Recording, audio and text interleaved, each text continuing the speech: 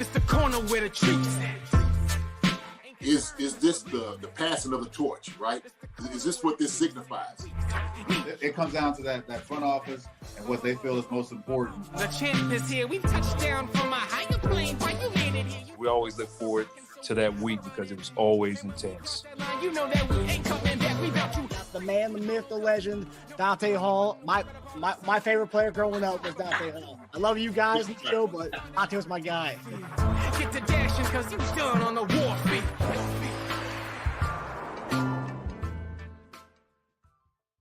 This episode of Chief Concerns is brought to you by betonline.ag. Hey there, Marcus Dash here from Chief Concerns. Just want to comment and say BetOnline is your #1 source for all your sports betting needs.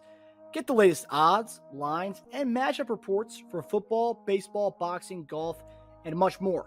BetOnline continues to be the fastest and easiest way to place your wagers, including live betting and your favorite casino and card games available to play right from your phone. Head to the website or use your mobile device to sign up today and get in on the action. Remember to use promo code BELIEVE, BLEAV, for your 50% welcome bonus on your first deposit. Bet online, where the game starts. Hey everybody, welcome to another episode of Chief Concerns. I'm Marcus Dash here with legendary Chiefs tight end Jason Dunn. And tonight, we have a special guest and bringing on our guy, former Chiefs linebacker Shawn Barber, and of course the host of The Process on the KCSN. Oh, wow. Oh, yeah. Yes, sir. We got him. Barbershop in the house. You see, I'm hitting you with that Mr. Miyagi. I'm getting that Miyagi though ready, man. I'm gonna heal all your wounds, everything. Good. You up, baby. Let me know. Look, I need some therapy to get this thing together, man. My brother, I'm telling you, I'm ready for this whole deal to happen tomorrow.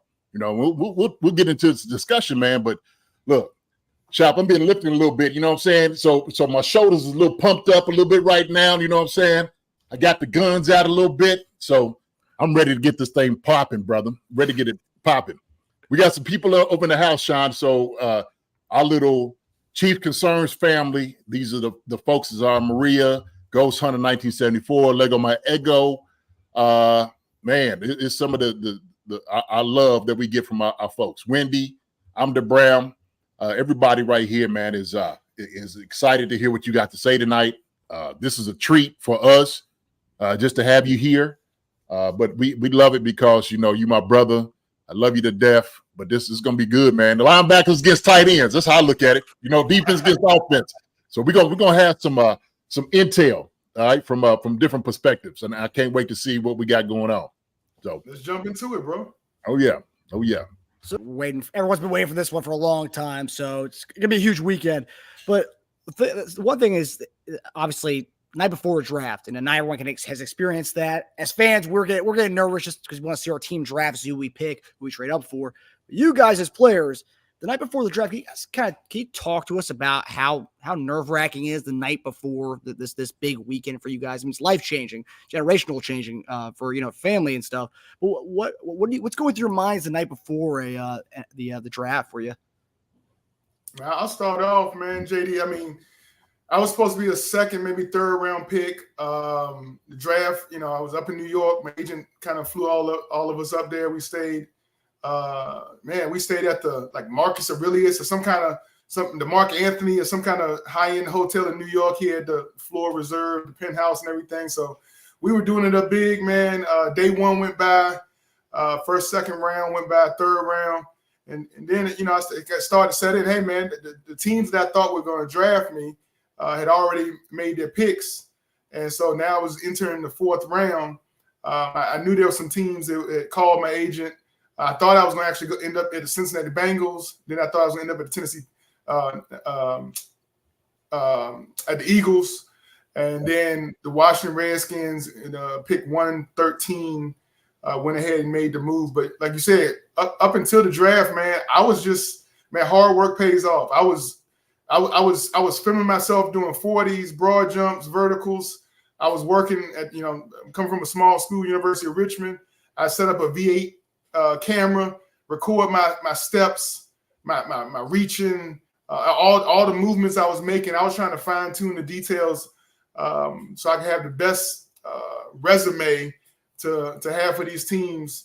And everybody was saying, because I came from the at that time it was called the Atlantic 10, University of Richmond was a 1AA school.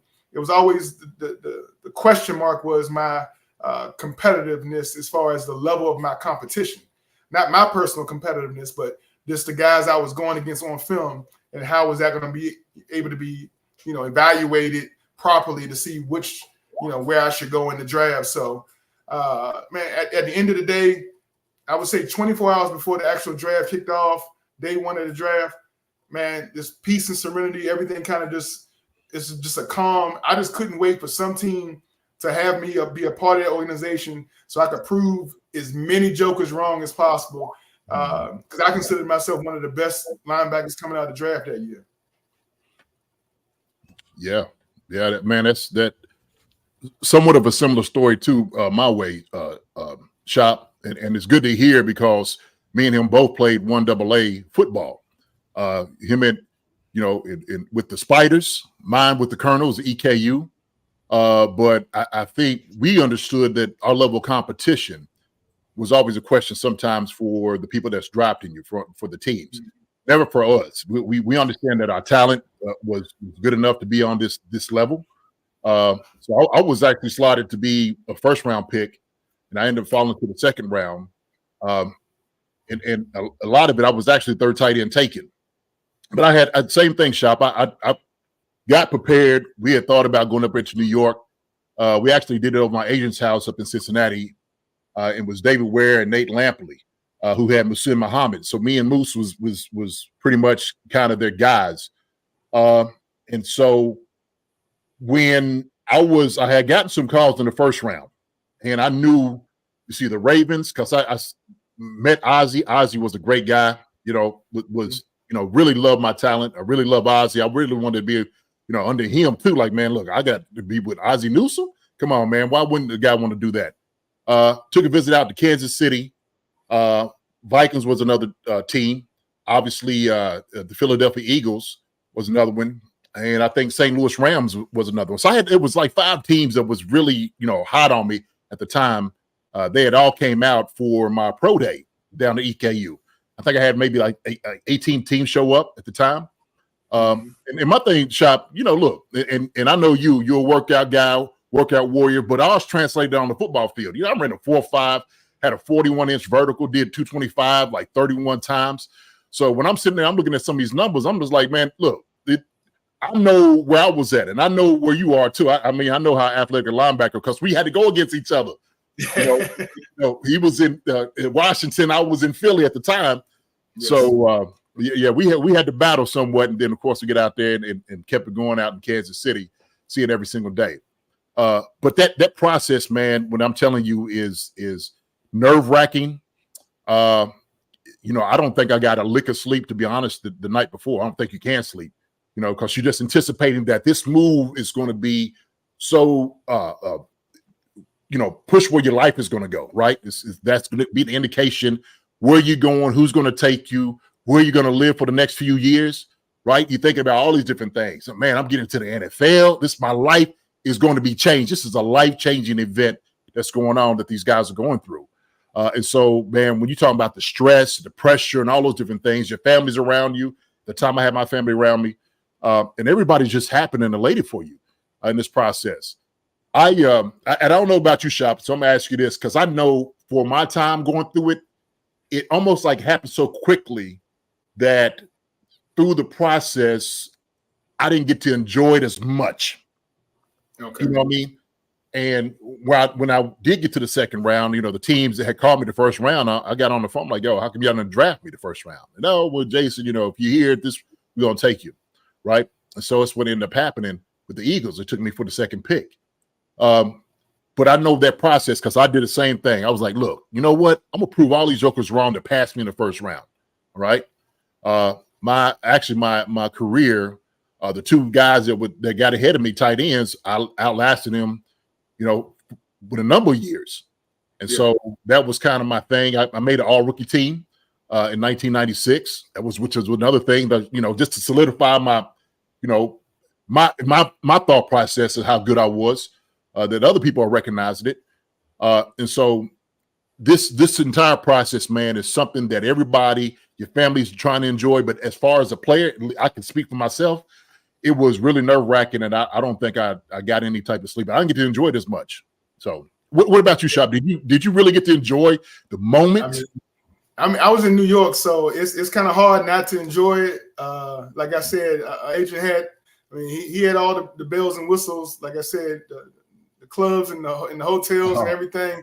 So we did it up kind of big, and we had a handful of guys. Like I said, none of us was supposed to be first round picks. We was all looking at day 2, day 3. So we didn't really pay too close attention to the first round. But then the second day, we was all paying attention. I think one of the guys went. The other guys was, we all went in the 4th, 5th, and 6th round. But now we partied and we celebrated like it was 1999, like Prince was. I hear you. Back running the show. We did our thing for that night, man. We definitely celebrated because at the end of the day we say, you know what, you ain't got no control over who take you at this point. It's out of your control. We already put in all the hard work. Your resume is what it is. Listen, some people gonna like you, some ain't. They're gonna find a way to poke holes in you.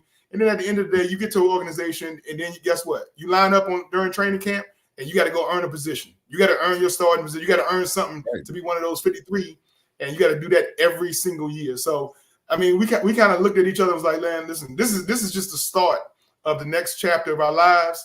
And so it wasn't really celebrating the getting to the draft or going to the NFL. We were celebrating like a culmination of all the college, all the hard work, all the things we put in. So we celebrated kind of like we were first round picks, even though we won't. I hear you. No, well, that's a beautiful sight just to hear. I can see it. I can imagine how it was just seeing that, man. So then when I was around my family, like I said, I was at my agent's house, and so I remember at the time, man, Leland, McElroy, the running back from Texas. Running back. Yeah. Texas A&M. Yeah, he was supposed to go first round. I remember because we was, like I said, we were supposed to go to New York, same thing, because it was like, hey, you're going to be a first round pick. You want to come up here? And we decided against it. But I remember seeing his face when he didn't get picked. And it was like the anguish that he was going through. And, they kept paying into him. Every time a new pick come in, like, oh my gosh, well, the team, like, what is he going to do? And it was I felt so sorry for him. Because everybody had to see this in real time, what was going on in his life, and I think God team ended up taking him. But it happened to Will Levis last year too with the Titans, and so he's sitting up here, his girlfriend's looking at him. She's kind of like, I'm bored with this. What's going to be the deal? And it's almost like you got to talk about the guy in the room who's not getting drafted, who's not getting picked, who was supposed to be somewhat of that guy. But man, no doubt about it, that whole process, because it was just a start. That was like the spark to say, hey man, this process right here is going to be a long, long journey. And so once you get drafted, I was getting all the information, and then you got to fly up there to, to Philly. I was taking pictures. I did it for the Philadelphia Inquirer, with me and man, I can't think of my brother, first round pick. But we both was taking pictures at the time. So that was the thing, man. We were just sitting there, congratulating one another in the whole process of getting up there. But man, it was a whirlwind. Everything happened quickly. It was just like, hey man, you on this roller coaster ride now, right? And ain't no getting off. You know what I'm saying? It ain't no getting off. Everybody's cameras are flashing, people writing about you, reporters are calling you, they're calling your agent. What do you think? And and you got to go in with the pageant answer. Hey, I like it. I'm amazing. And I was like, man, I don't have a break. Like, we starting right now, immediately. So, but yeah, man, it is nerve wracking for sure. But I'm glad you enjoyed it, man. I didn't really have as much experience. But I will say I do agree with you, because I remember when I did get drafted, everybody was celebrating. I was on my agent's back porch. And I sat there like this with my arms crossed because I was so pissed. And in my mind, I'm just like, I'm going to make every single one of these jokers pay that passed on me. every single one of them. So that was my motivation to go out there, man, and try to do what I do. Yeah, we gotta listen. We can go back and forth with draft stories all day long, man. Dale Lindsey was the linebacker coach. I got to go to the Senior Bowl out of the University of Richmond, and the Washington Redskins at the time. Dale Lindsey, yeah, he was the linebacker coach. Coach Lindsey. I got there to the Senior Bowl, and he looked at me, and we went through day one of drills. And after day one of drills, he called me at the hotel, called me in the office, said, listen, Barber, I'm gonna tell you this. You from Richmond. I got kids here from Oklahoma, from Alabama, from Nebraska. They here to see these guys, these Division I players. So the next couple of days when we do drills, I might only give you 1 rep and they're getting 3. All right. So like you can go home, you cannot like it, but like I'm just gonna tell you like it is. And I was like, well, listen, I'm gonna make the best out. Whatever rep you give me, I'm gonna make the best out of it, right? It's a blessing I'm here. It's a Senior Bowl. I get to be on the same level as these guys. So if I gotta whip somebody's butt in 1 rep, I'm just gonna take advantage of that 1 rep. So we get to the game and it's time to talk about playing time. He told me, hey man, like, you know, this linebacker gonna play the first half, this guy gonna play the second. Shawn, you're on the threes, so I'm gonna give you like the second half of the fourth quarter. I'm like, hey, okay, well, you know, hey, listen, I'm playing special teams. I'm gonna show off my speed and athleticism during special teams, and whatever snaps I get. But one of the linebackers twisted his ankle a little early, so I ended up playing a lot more than they expected. Fast forward, I'm at the University of Richmond. I'm doing my pro days and stuff. The Washington Redskins didn't even show up. Coach Lindsey didn't show up. Nobody from the Redskins showed up. Wow. You know? So I'm looking at these other teams, and the teams are asking me, like, what other NFL teams have come to watch you? And I'm listing the teams, and they was all kind of confused. Like, was the Redskins your coaching staff at the Senior Bowl? I'm like, yeah. And they was like, well, they haven't come to watch you. And I'm like, no, they haven't. Maybe it's a scheduling thing or whatever. And so I always thought that was some kind of doubt that the Redskins were putting in other teams' mind to say, we had him for a whole week at practice. He ain't even worth us going to his pro day. And so I think that's what made me slide. But now I get to Washington. I'm talking to Coach Lindsey first day. And he was like, Bob, I'm telling you, man, like it was a plan. It was a plan in place for me to get you. And I was like, man, you didn't even let me practice. You won't give me no reps. He was like, man, I'm going to tell you this. My general manager told me we don't have a first-round pick. The second-round pick, we aiming for running back. The third-round pick, we aiming for tight end. So we going offense. The first time I was going to have an opportunity to get you was going to be the 4th round. He says, I had to find a way to try to hide you and hide your abilities from everybody. He said, I saw after the first practice how athletic you was, and I didn't want to let anybody else see that. So I purposely didn't let you practice much and didn't want to play you at all because I knew I wanted you in the 4th round, and I knew that was going to be the first time we was going to be able to try to get you. So he said, I did talk bad about you to some coaches and some other teams and stuff. Oh, man. This joker, I said, man, you cost me some money, bro. Like, heck yeah. Messing around with my money, man. Mm-hmm. But at the end of the day, man, again, it was. Listen, I was so just, you know, growing up in Richmond, Virginia, going playing for the Redskins. That's my local team. It was a blessing being able to stay around my family and friends and stuff, having them come up and watch me play. So in one sense, I was upset with them for like limiting my exposure. But at the end of the day, I was like, you know what? Hey, God, God got a plan for all of us. Let's just go out and play. Whatever happened, gonna happen, and I'm gonna go out here and just do the best with what I got. So I ain't really forgiving Dale Lindsey for that yet, but I'm sure at some point, in my life, I have to forgive him. Were they still doing training camp down in Richmond when you were playing there, Shawn? No. We was going. We were going. Where was the Redskins going? We were going to where for training camp? Oh man, we would take off. It wasn't at Redskin Park. Was y'all? Man, I thought we was on some college campus. I just can't remember the name of it. We would go to some college campus for training camp. Now they go to Richmond, that Bon Air that down in Richmond, Virginia for training camp. But yeah, it's one of those things where it happened, and I was just so quick to just move on. Let's get to the season. I'm trying to earn a starting position. They had me as a backup linebacker. By the time that we got halfway through the season, I was starting at will. So I was going to say, I remember you starting, going against you in Philly. So was it VCU or Old Dominion? Which one was it? Old Dominion, is that up that way? VCU. I know VCU is. Yeah, VCU is. VCU and Richmond, that's all north. I can't remember where training camp was. I thought we went up north someplace, but I can't. It wasn't any of the, Radfords or none of those local colleges. So I can't really remember where we was at college doing training camp. Really, that's what happens in 25 years ago when you're trying to think about 25. 25 years ago, where did I go to training camp? Like, Lord, Frostburg? Does that sound? Oh, Frostburg State in Maryland. That's where we went. Frostburg State, yeah. Yep, Frostburg.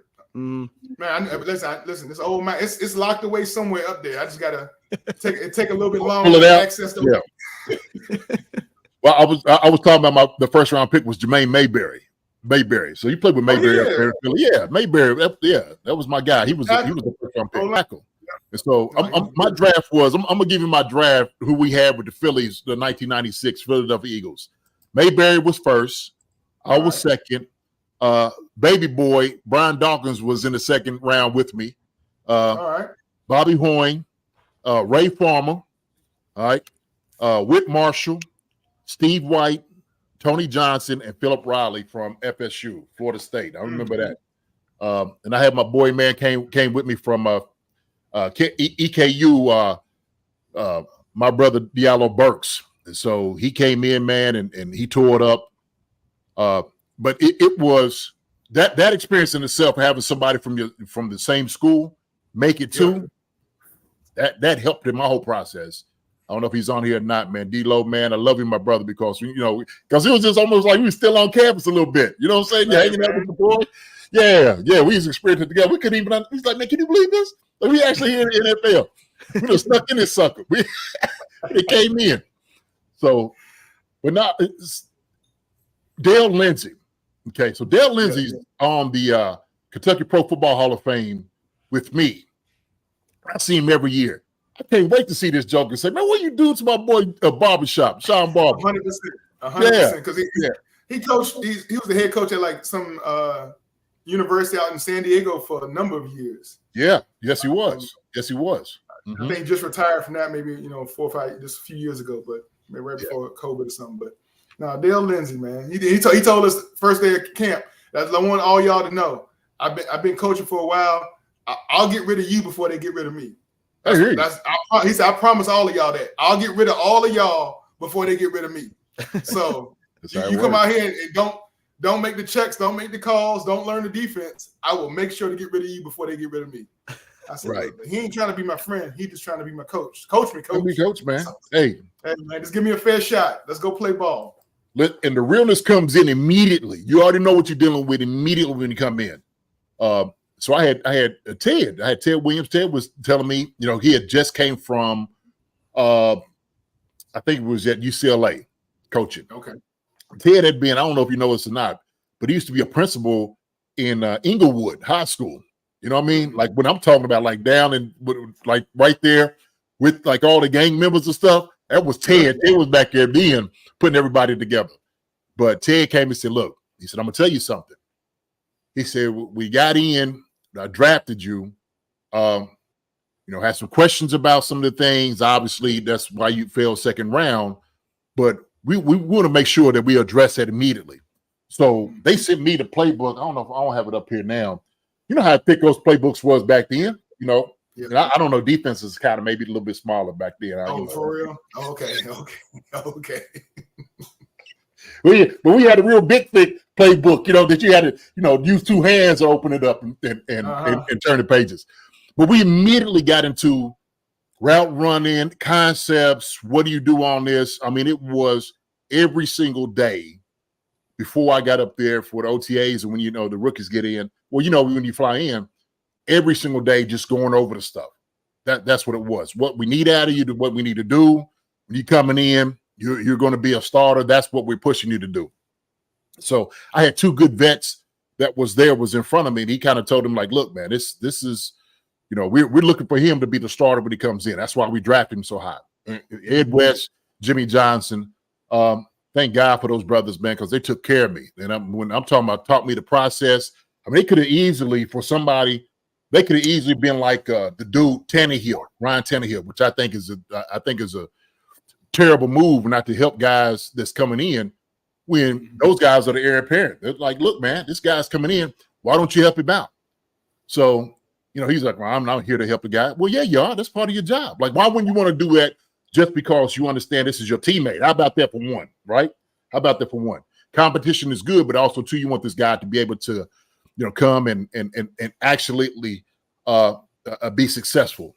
I just think it's selfish for a guy to feel that way, not to help guys to come in.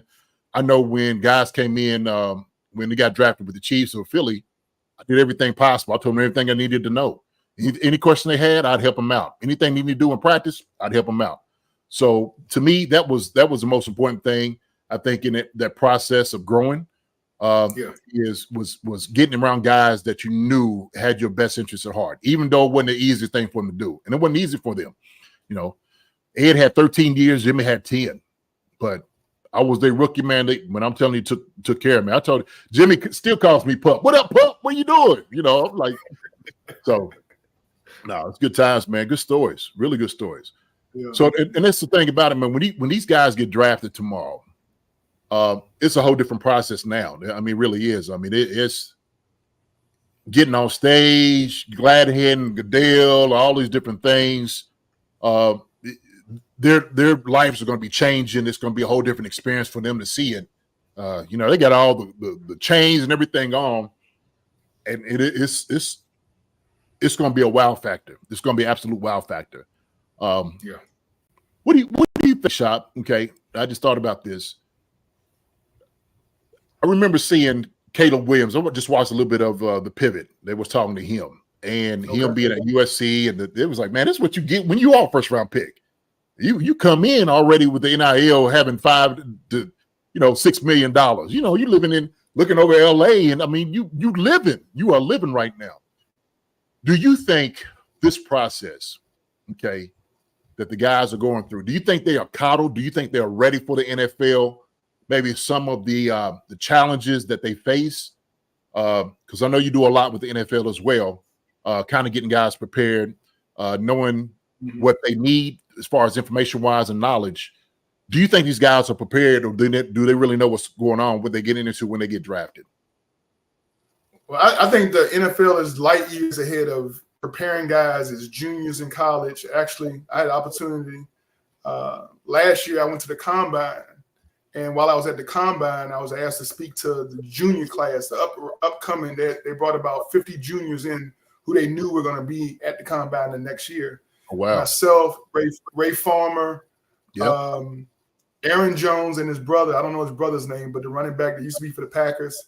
I think his brother played like semi-pro ball, the running back, Aaron Jones. And also Darryl Stuckey used to be a DB for the Chargers. Yeah. We had a panel discussion, and we just went through all kind of topics about what these guys should be expecting throughout their junior year into the senior year, preparing for the draft, into training camp, your first year as a pro, and then like transitioning to your following years, preparing for the offseason and everything. So we went. Listen, it was a no hold bars, no subject was taboo. And we talked to these kids for about 2 hours, man, and we just got into everything: financial advisors, agents, all that kind of stuff. And we was like, look, most of us are too old. We didn't have social media and all that. But we was telling them, said, listen, it can help you a little bit, but it can hurt you a lot. And that was the thing. We was like, listen, there's so many tools out here. They might bump you up a little bit. They might give you a little bit more exposure to a few more people. But on a negative side, that same exposure can just tear you down and make you untouchable and make you undraftable, make you, like get you out the league. So you got to be so careful about your brand, about your identity, your character, your integrity. That's got to be something you take into all these different platforms. All your appearances, who you say yes to, no to, how you speak to people.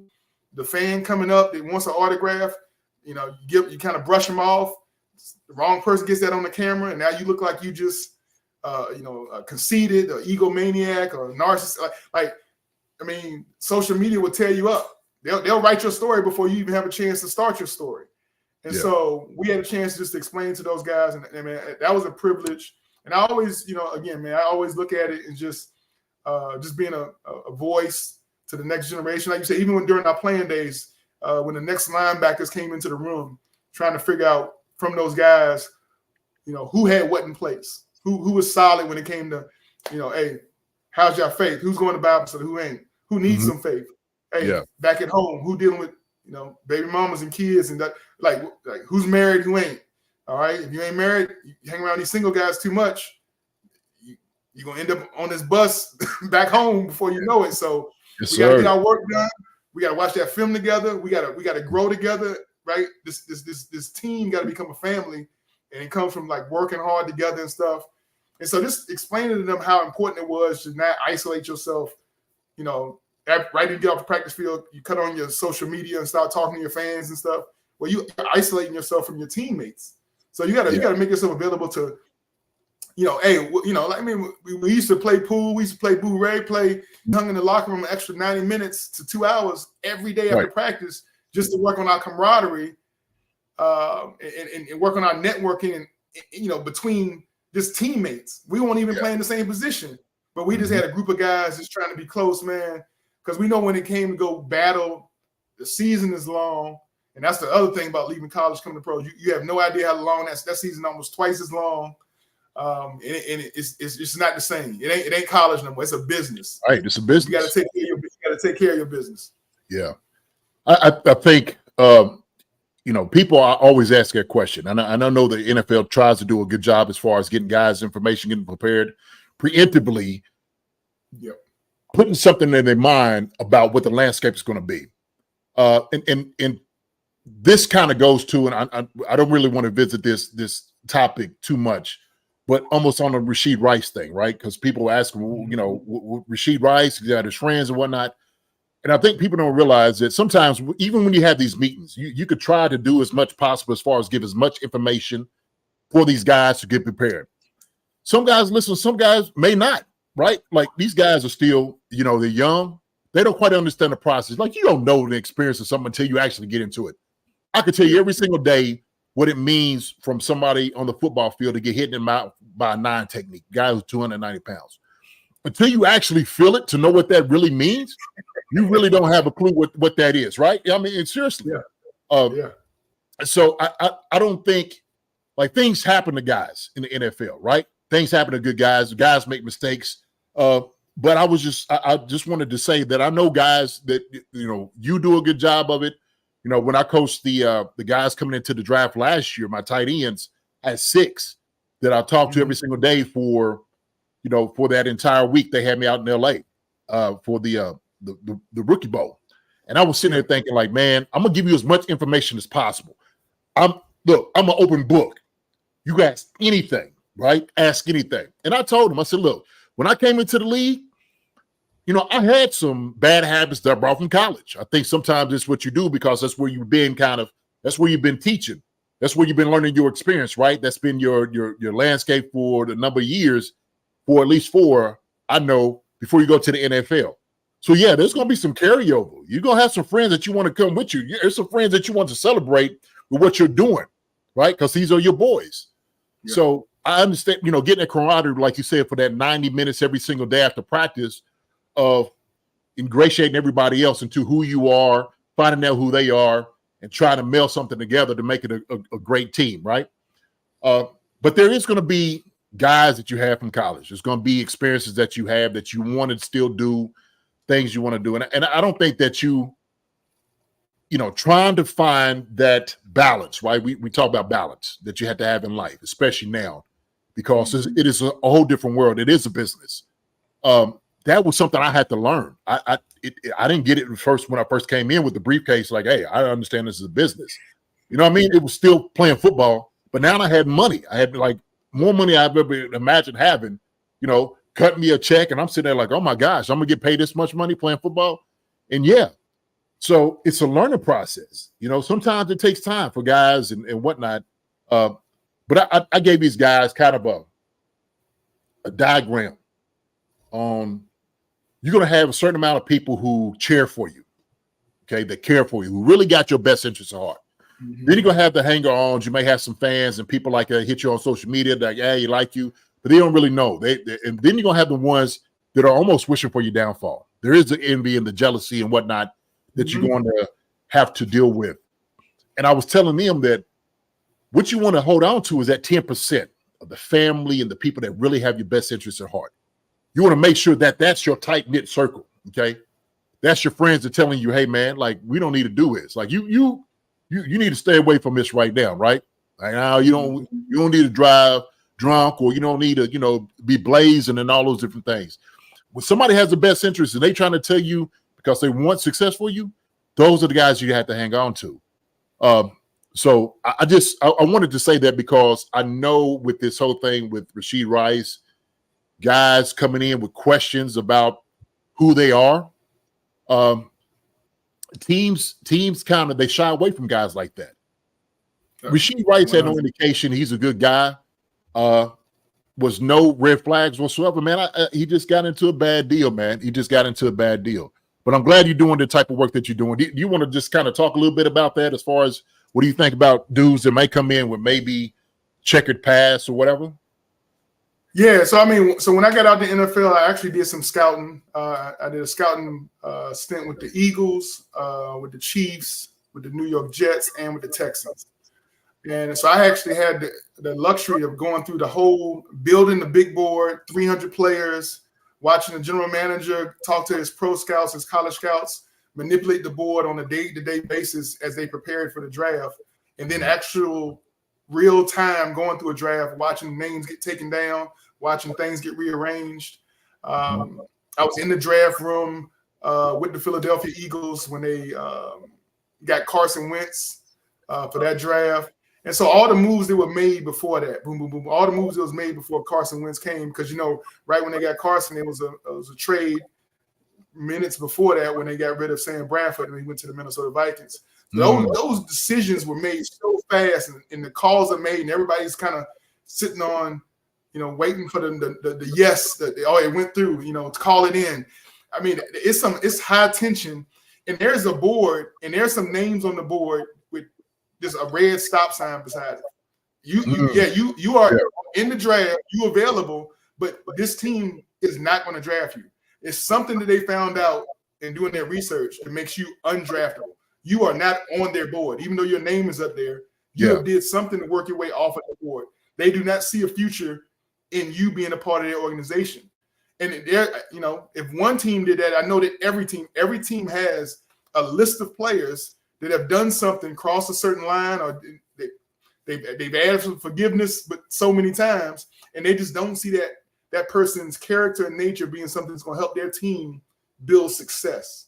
Yeah. Now, you can when I say I've been on those teams, most of those teams, except for the Jets, that was a losing franchise but the winning franchises, they had a lot of stop signs. When I went to the Jets, it wasn't too many stop signs for the Jets. So when you are trying to win, you take a lot more chances. You take a lot more. It's a lot more. Hey, we got to go back and find out this. You want to take him off the board? Like, man, this joker can play. It was a linebacker came out from Alabama. He was like the highest rated linebacker I've ever seen. He was number 10 in Alabama. He came into the league for a few years and has kind of worked his way out of the league. I don't know his name right now, but that actually happened to him. And man, this joker, man, I was like, man, when he get to the he ended up getting drafted by the Redskins. He had a few years with the Redskins. Reuben Foster. Reuben Foster. When I looked at film of him, I was like, this is a monster. This dude is Dick Butkus and Brian Dawkins and Jeremiah Trotter and all wrapped into one. This joker is a monster on the field. That boy. And he was a grown man amongst boys. And I was like, whichever team gets a hold of him, woo-wee. And I look at the draft board on the team I was with, and he had a red sign behind it. Well, there's a lot of things that happen in Alabama. It's a book on them. So when you get to Alabama, you talk to the sheriff department and all that. Hey man, like, he got some family members, he got some things that make him undraftable for that organization. Wow. But obviously, Redskins was coming off a lose. They got to take that chance. They taking the chance that, like, hey, if we can keep him straight for a few years, he gonna be a difference maker. Well, he those issues followed him to Washington, and kind of worked himself out the league before he finished that rookie deal. Wow. So Say he's playing in UFL now. That's what Lamar the Great One says. Yeah, Ruben said so that's what he said. Yeah. Man. It was I've never seen college film of a linebacker like that before in my life, boy. He was really demolishing folks. Oh my goodness! Wow, that was so impressive. I was like, man, whoever gets this kid, I'm thinking of thoughts like of Lawrence Taylor and Derek Thomas and like the great. I'm like, he gonna be like if he can straighten out his life, and just focus on football. Nothing was gonna stop this joker down, but off the field ended up being the hurdle he couldn't get over. So yeah, but that's I mean, again, you hate to see guys' names come off the board for reasons like that or become undraftable and put the red sign behind them. But there's all these little initials and letters and numbers that go behind everybody's name. To, your grade point average, or you have a learning disability, or you've been noted to, you failed a few drug tests and marijuana in college, or you left your college too early. You've been to multiple colleges, so they're figuring, are you, when you don't get the playing time, you just bail and jump into the portal or whatever. So all of those things are just little, little signals of what your character and your level of competition. When things get rough, do you just run, or somebody's going to stick to it? They tell you, hey, somebody else is coming in and playing some snaps. Are you able to play special teams? Or are you going to be moping and do not play, coach's decision type guy? Look, we know that. Look, that disrupts the chemistry of a team. Teams, look, if you're investing a lot of money into a guy, you got to make sure you're investing into the right guy. No question about it. Like I don't care. Talent is never enough, right? Like you said, some teams will overlook some of the red flags because they're like, look, maybe we can mold this guy. I remember Coach Vermeil was talking about Lawrence Phillips. He said, I did everything possible to help this guy out. I did everything possible, right, when he got to the Rams. And so he just had a past that he couldn't get out of his own way. He just couldn't do it, man. And Coach Vermeil said, man, that might have been one of his biggest things that he was so sorry about, that he couldn't help change this guy's life around. Did everything possible to help him out, but he just couldn't get out of his own way, man. Those things, man, are unfortunate. But like you said, man, we invest a lot of money into you. You are undraftable. Now, I think sometimes people see some of the draft board, but the conversations that go behind the scene, I know you hear, man, we can't get this guy. You dog cussing guys. No, we can't keep this dude. There's no way he's gonna play for us. He's the worst. This and that, and it is negotiating with everybody there in the room as well, right? And so, I told you, man, if you find somebody, you got to stand on the table. Because have you stood on the table for somebody like, hey, look, Sean likes this guy. He's standing on the table for him. What do you think, right? And they ask you, Sean, why are you standing on the table for him?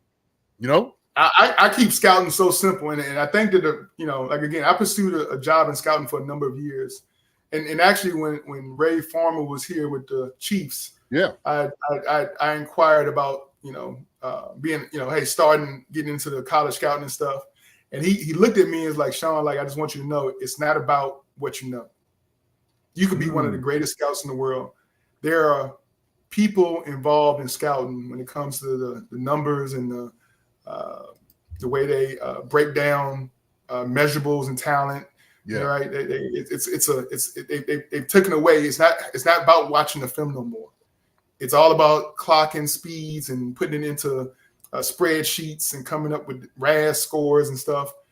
Wow. Your talent, what you have, is the ability to watch film and right off the bat who can play and who can't play. Right. He says, so don't ever lose that. He says, but that same thing that I'm telling you don't lose can be the same reason that nobody will employ you, because that's something that they can't teach. You can't teach somebody how to watch film for 10 years. Either you've been doing it or you haven't.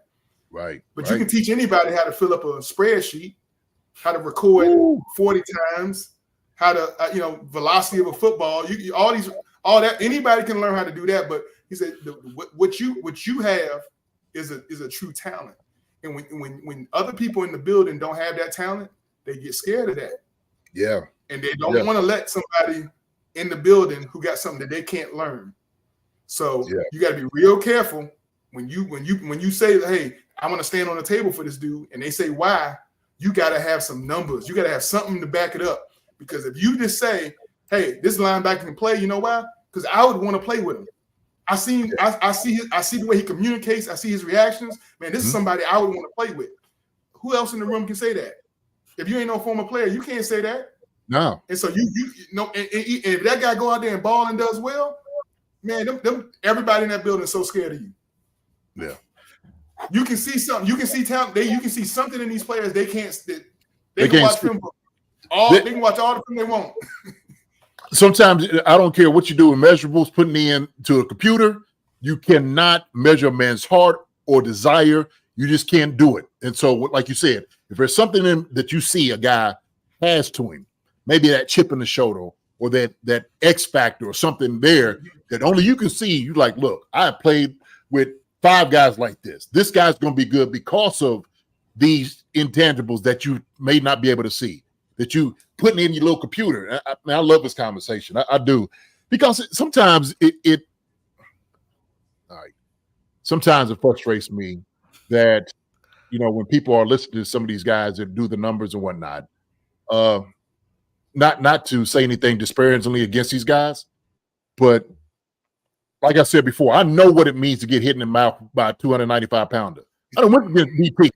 I don't went against Reggie White. I done seen the best defensive end, linebackers, safeties, corners out there. I done played with the best offensive tackles, guards, quarterbacks. You know what I'm saying? Like, I done seen all of that. And those things are absolutely important. Absolutely important. And it is intimidating. That is intimidating. So, man, we're gonna switch gears because I know it's where everybody wants to get to, man. Look, we talking about this is the draft thing, okay? We understand it. Tomorrow is the big day for the Chiefs, okay? What do you see the Chiefs are going, and what do you feel like the direction for the future is the best course of action? What do you think? Okay, so there we go. Woo, Mark, look at it. Look, Marcus is. Yeah, I made a graphic of our top 30 visits. So I was just for names out there for some of our guys. He quick with it. And look, hey, hold on real quick. Marcus is official now. Look, he's a return guy. Played some football. He's a true dude, man. He hit a couple of guys in the mouth. So well, I don't know if I hit anybody in the mouth, JD. I was taking that like Tyler Lockett and going right to the ground, baby. Oh, okay. I do want to ask. You mentioned something, Shawn, about how certain teams would have the stop sign next to guys' names. And the one thing that's interesting with our top 30 visits is the T'Vondre Sweat from Texas, who just a couple weeks ago, or it was the week after the Rashee Rice incident, where he got arrested for a DWI. And you mentioned that the bad teams, the teams that weren't good, they didn't really care. They didn't really care about drafting guys who had, priors or kind of things in their red flags in their past. Yeah. But for a team like the Chiefs, for example, the Rashee Rice thing's going on. Now we bring in T'Vondre Sweat a week later. Now, is there a thing where teams who are good think that they can bring somebody into their locker room? We're like, you know what? If he does have troubles in his past, we can kind of work with him and kind of get him past that. They see themselves as kind of a helpful method in the whole thing. Whereas, we can bring on a guy like that into our locker room and kind of succeed with him. So I would say that this is a melee of a bunch of different, like there is no one trait on these 30 visits where they say, all right, these are the 30 guys and we brought them in for the same reason. I would say that there's a handful, 5 guys that they brought in because they had a issue or a flag like T'Vondre Sweat did, and they want to sit down with him for 30 minutes and talk out with him to make sure that what has been reported, how it's been reported, because there's always 3 versions of the truth: your version, the other person's version, and then what really happened, right? And it's all about perspective and everything. So just because something was reported, something went down, we know that even with Tyreek Hill, when they were saying that he broke his kid's arm, but only to realize that he was being kind of like almost blackmailed. That whole scenario went real sideways, and it's a blessing that Andy and Coach and everybody was staying behind him because they knew the truth. They knew his side of it, and they did their own background checks to figure out what was really going on.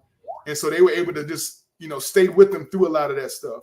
And so I think when guys that come from college, the area scout that looks over that school, he got to look under every rock and find out all the details and all the different versions.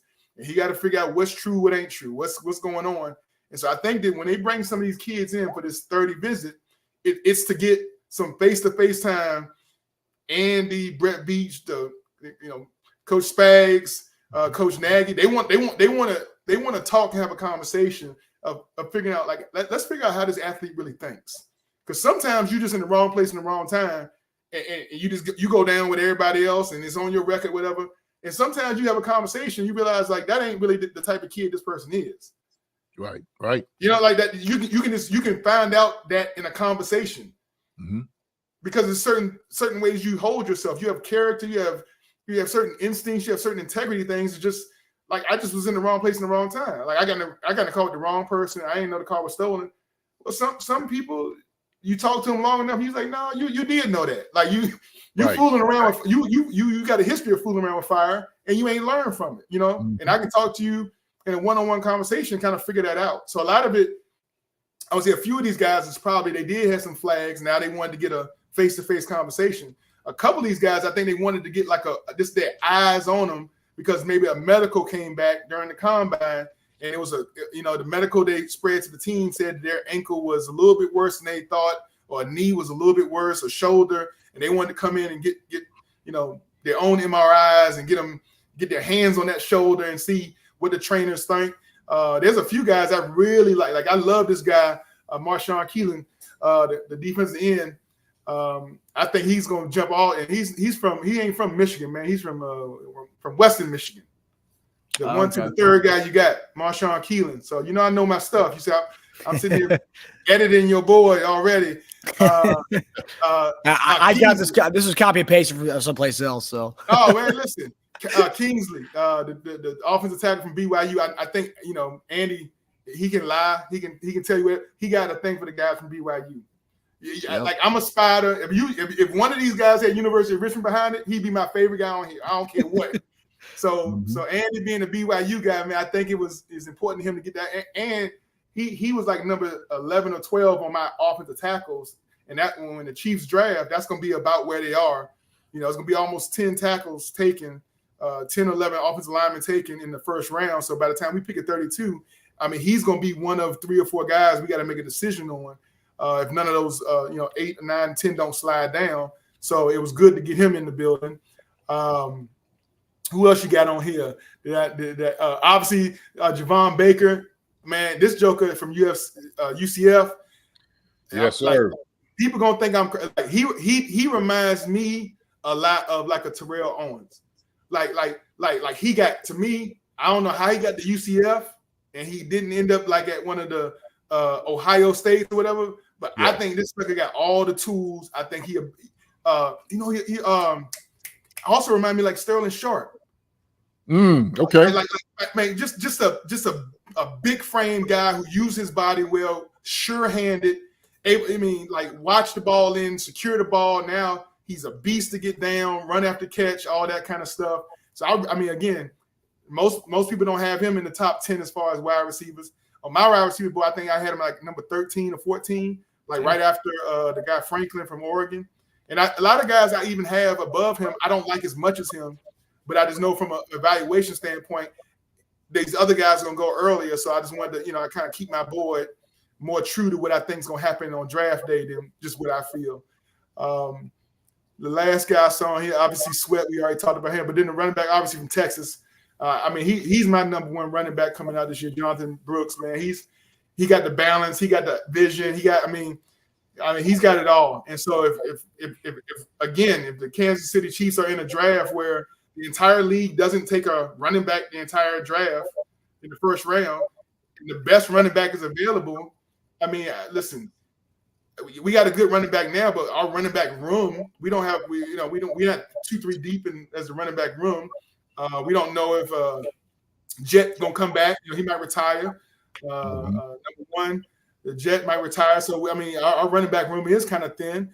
You don't want to put yourself in a position where, number 10 is holding us, against the fire when it comes to contracts after this season's over, whatever. So, listen, if he's available and that's the best on the board, his skill set is completely different than what we got already. So I love bringing him in and really getting a chance to look at him. And then the kid from Missouri, he's a different type guy. He's a guy who's going to be around late, but because he's a local kid, to get him in and get a chance to talk to him and get a one-on-one with him, you like that. But then both of these receivers at the bottom, I think both Leggett and Walker. I do think Walker to me is a lot like the Baker. To me, they're both just really complete receivers and everything. I think Devontae has had a much better chance at UNC at North Carolina to kind of showcase it, the competition level, the corners he was going against, ACC corners and all that kind of stuff. Leggett, man, that's a full-grown man. That's a full-blown.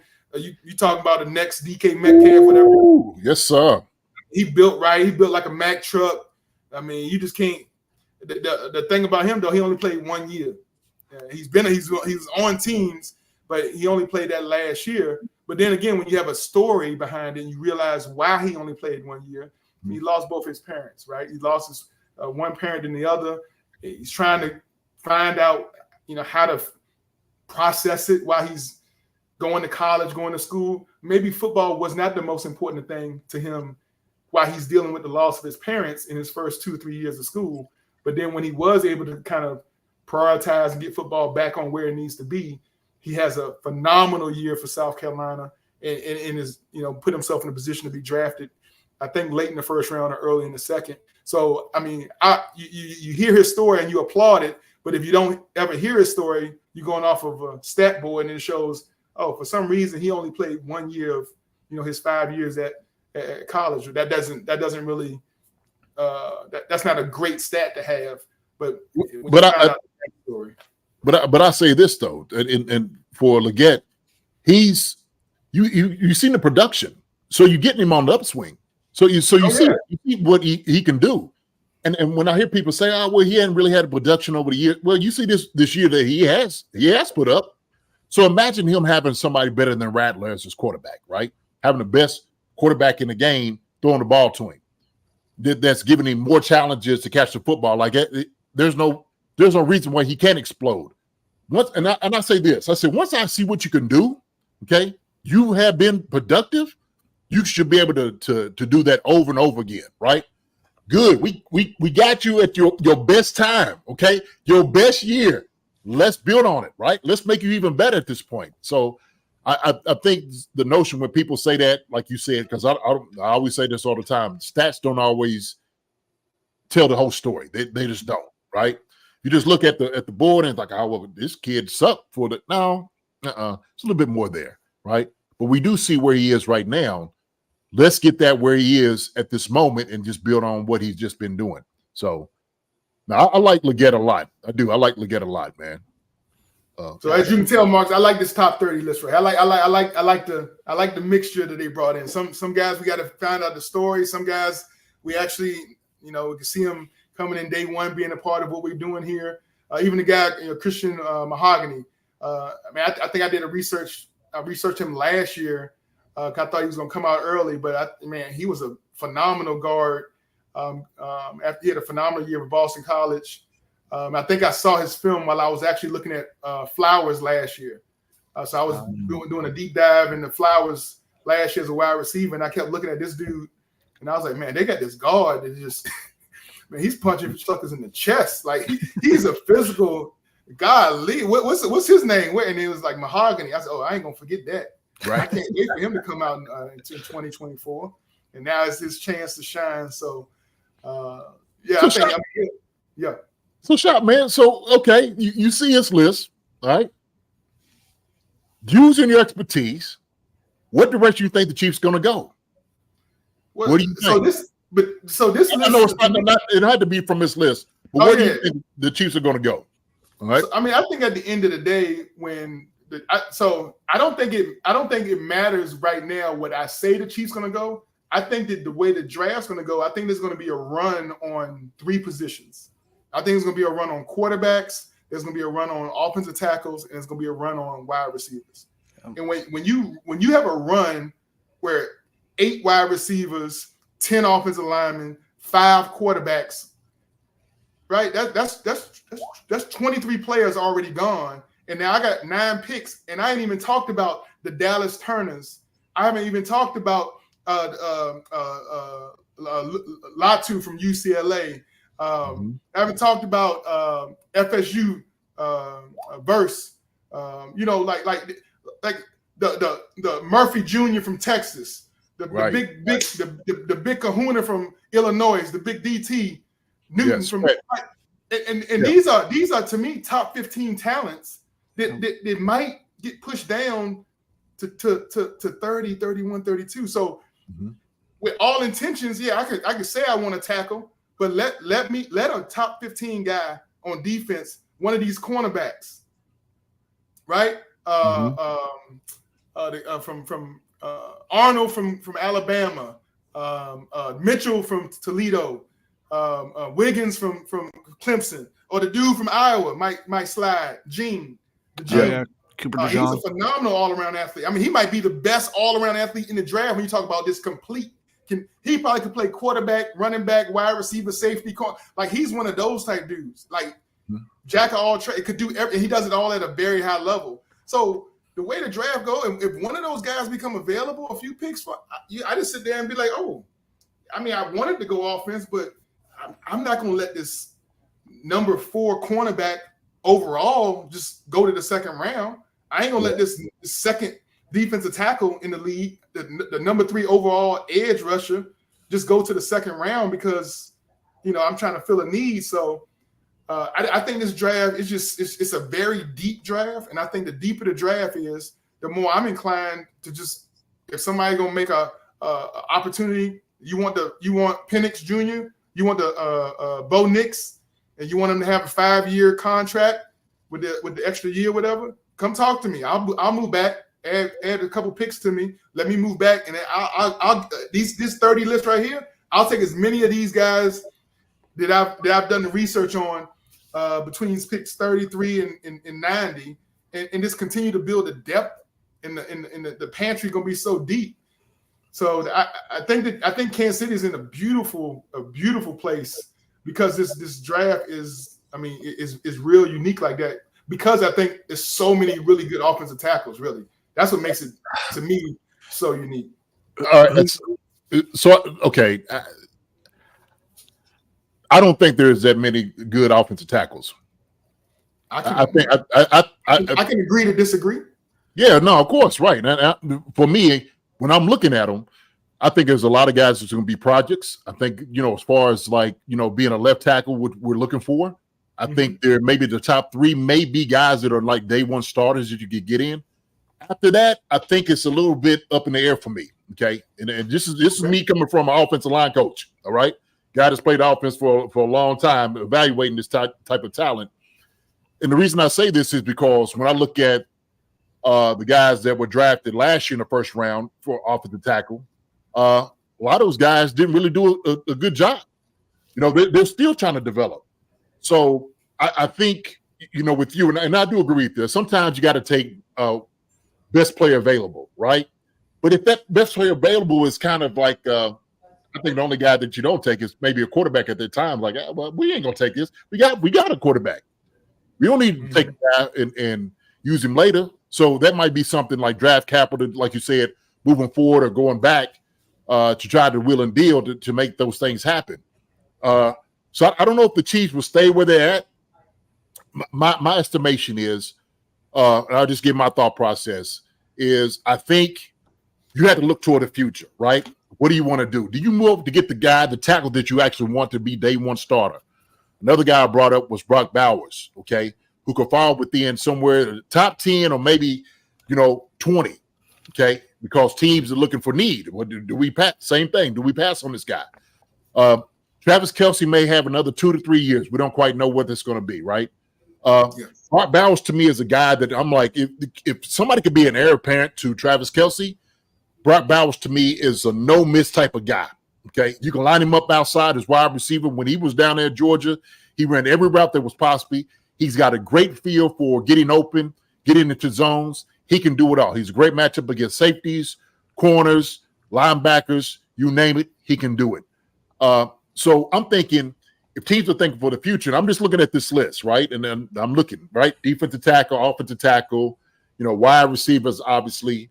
I think the main are the needs. And so, yeah, you're right. Some of these guys are going to fall second, third round, okay?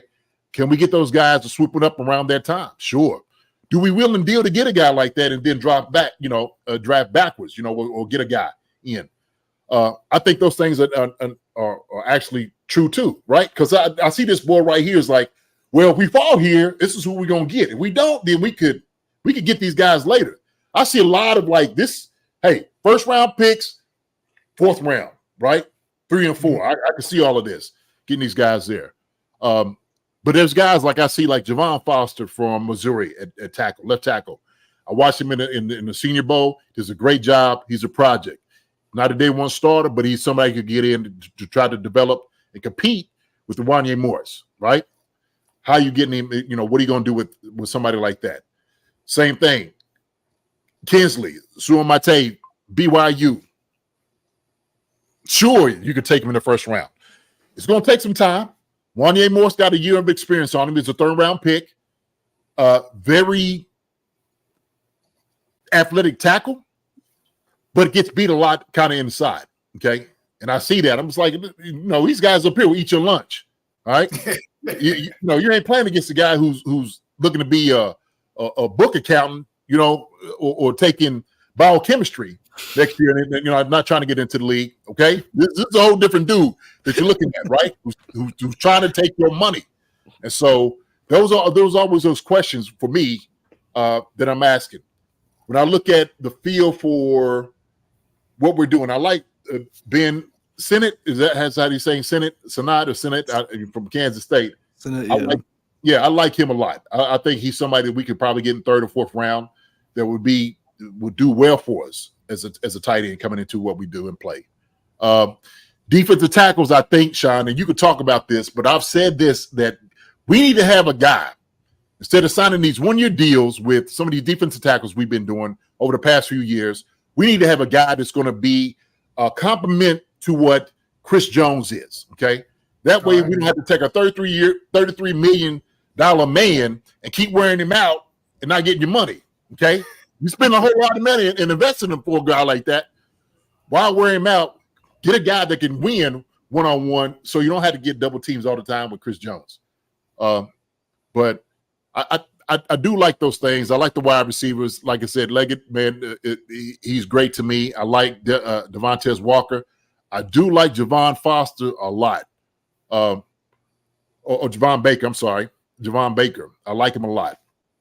McMillan, I like Polk better than McMillan, but McMillan might be one of those guys that could be around third, that third round to get. But and I get it. We don't know where this thing is going to go. We have no idea. We have no idea. But if I'm looking for need, and that's why I think the need is to move up to get a guy that you actually need, that you want for the future. Okay, go get a guy. Do you get up? Do you move up to get that third tackle? I think you do. I think you had to do that. After that, there is a drop off. I do believe there's a drop off in talent. That's how. But you're gonna have to move into like the 10 spot to get the third tackle. You think the 3 tackles gonna go in top 10? Yeah. Oh. Well, Man, I mean, we know 3 or 4 quarterbacks going in the first 3 or 4. Yeah. Then you got the 3 wide receivers. That gets you to 6 or 7. Man, I'm looking at this. I'm just projection. You get somebody 4th, 7th. I'm just saying 4th and 7th, and everybody else is mid-teens on up. I don't think it's going to be 10 offensive tackles taken. Or you said offensive linemen, not tackles, but offensive linemen taken in the first. About 8 tackles, and then it's the guy from Duke, and then the guy from Oregon. Woo, boy. Can't wait to see us tomorrow. I'm telling you. Because I'm saying these coaches are going to have their hands full. I would be surprised. I mean, listen, I'm not going to even try with the last names, but we got the guy from Penn State. Then you got Notre Dame Then you got Oregon State. I'm not going to pronounce his name. Then you got Bama with J.C. Latham. Then you got the guy from Washington. Then you got another offensive tackle, obviously Mims from Georgia. Then who else I got? So I'm already but most of those guys are on the right side. From Oklahoma. Yeah, so I got that's 8 tackles. Those 8 tackles going in the first round. It would be very surprising, and it's not because it's not because they are day one starting talent as much as it. When I look at the team needs, and I put the 32 teams, I had about 15 teams needing the offensive tackle. I had another 3 teams needing a center or a guard. So that's like 18 teams needing a lineman, and that was like their first or second need. Yeah. And if they didn't need that, they needed a wide receiver. So there's 23, 24 teams total that need an offensive lineman or a wide receiver. And that's why I say it's almost impossible to think that a run on wide receivers and offensive linemen is not going to happen just because the need from so many teams is there this year. And I don't think that's been the case in previous years. Yeah. I got you. Shawn, based on, let's say we keep that pick and we stay there, and just based on the mocks and what the experts believe the tackle that's going to be there. So you got Kingsley, Jordan Morgan is a potential guy who's going to be there. Arthur Mims could potentially be there. Of all those guys, Jalen Guyton from Oklahoma, of all those guys, who do you think is the best tackle at that spot in your opinion? In that group of 4, the reason I would like Guyton is because obviously I think he has the roots with Oklahoma, right? And you got the center from Oklahoma, so he's been. The possibility of them, knowing the same verbiage, language. To me, that camaraderie, bringing guys from the same. If I'm at the University of Richmond, I go to the league, and then 2 years later another Spider come, I'm already invested. I'm already invested to make sure that guy gets it. So if I'm looking at Creed, right, center in Oklahoma, 2 years later we go get a tackle from Oklahoma. To me, you just, it's an automatic something that's going to be just another reason that guy's going to work. We just going, and we got a great offensive line coach that works with phenomenal talent. I do think that Guyton is one of the more athletic than the other guys you said. So for both of those reasons, I would go with Guyton. So you moving from right to left, or are you taking what's the name and then moving him over to left? Because Guyton's he's the right tackle. I ain't touching Taylor. Taylor, it took him a half a season to learn how to start right. So we don't. Yeah. we the last thing we're gonna do is deal with him trying to learn how to start again. So we're gonna leave him where he is. So Guyton has to learn left tackle. That you're going to have to learn it. It's going to be, I'm telling you, it's going to be at least a 2-year project to get him right. As athletic as he is, left tackle is just a different position than right. It is. So it's almost telling me like I was a right linebacker and now I got to go play left linebacker. No, it's not. It's not the same at all. It's not. It isn't. It is not at all. I'm telling you, defense is totally different. I'm letting you know from the offensive side when you as linebacker wise. No, look, man, y'all can roam, lateral all the time. Okay, y'all do that. Y'all athletic. Y'all can play in space all the time. I'm talking for big guys. All right, I ain't talking about that little pipsqueak at linebackers. Y'all guys are more athletic at tackle. I'm telling you, I'm just letting you know, Shop. I'm telling you, left tackle is a different position than right tackle. It is. It is. He'll learn it. I'm not saying Heck would do a great job with him, but it is a different position. It's a different position just because it got a left one instead of a right. No, sir. It's a tackle. No, sir. No, sir. At the end of the day, listen. At the end of the day, I've seen Tooney play guard his whole career, and then a guy got hurt. He bumped out the tackle and was phenomenal. What side? Where did he bump out to? From left guard to left tackle. Oh, left side. So he's on the left side. So that's easier.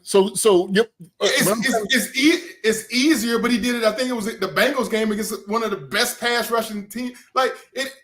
Joe Tooney is one of the best. It ain't like rocket science, bro. It's the same calls. Look, okay? listen. Hey, I'm Be just gonna athletic. say. You're an I'm gonna athlete. say this. No, This is well, I will say this. Okay. For somebody who plays on offense, who have went from right side to left side, when you get your body in a certain position, like locking your hips, you got to realize that if you're on your left side, Joe Tooney can do it because he just had to get space. When you're dealing with somebody in front of you as guard, okay, you guys got to get the depth of a pocket. Out here, you got to make sure you got to get width. Joe Tooney could do it because he's one of the greatest tackles or guards in the league, period. We know what we got here, right? Joe Tooney is a top 2, if not 3 guard in the NFL. We got that guy, okay? The reason it was so shocking because they know what Joe Tooney could do because he is athletic. Now, when we're sitting over saying, now you got to go from, let's say he went from left guard to right tackle. He would be shown up. It would be absolute. It'd be a slaughter. It'd be a slaughter for him. Okay. I know he just from his competitiveness, he would go in and do what he could to get that job done. But for guys, even Wanye Morris, we have guys that play left tackle forever. And Suckles are still getting beat. I'm just telling you. It's a different position all the way around, man. You ask any tackle that's played in NFL, they will tell you it's a different. So that's right. At the end of the day, I guess I'm saying at the end of the day, if you're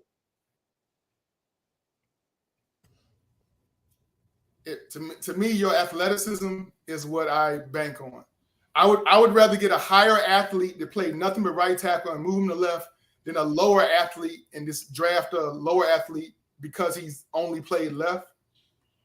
I want a better athlete. That's what it sounds.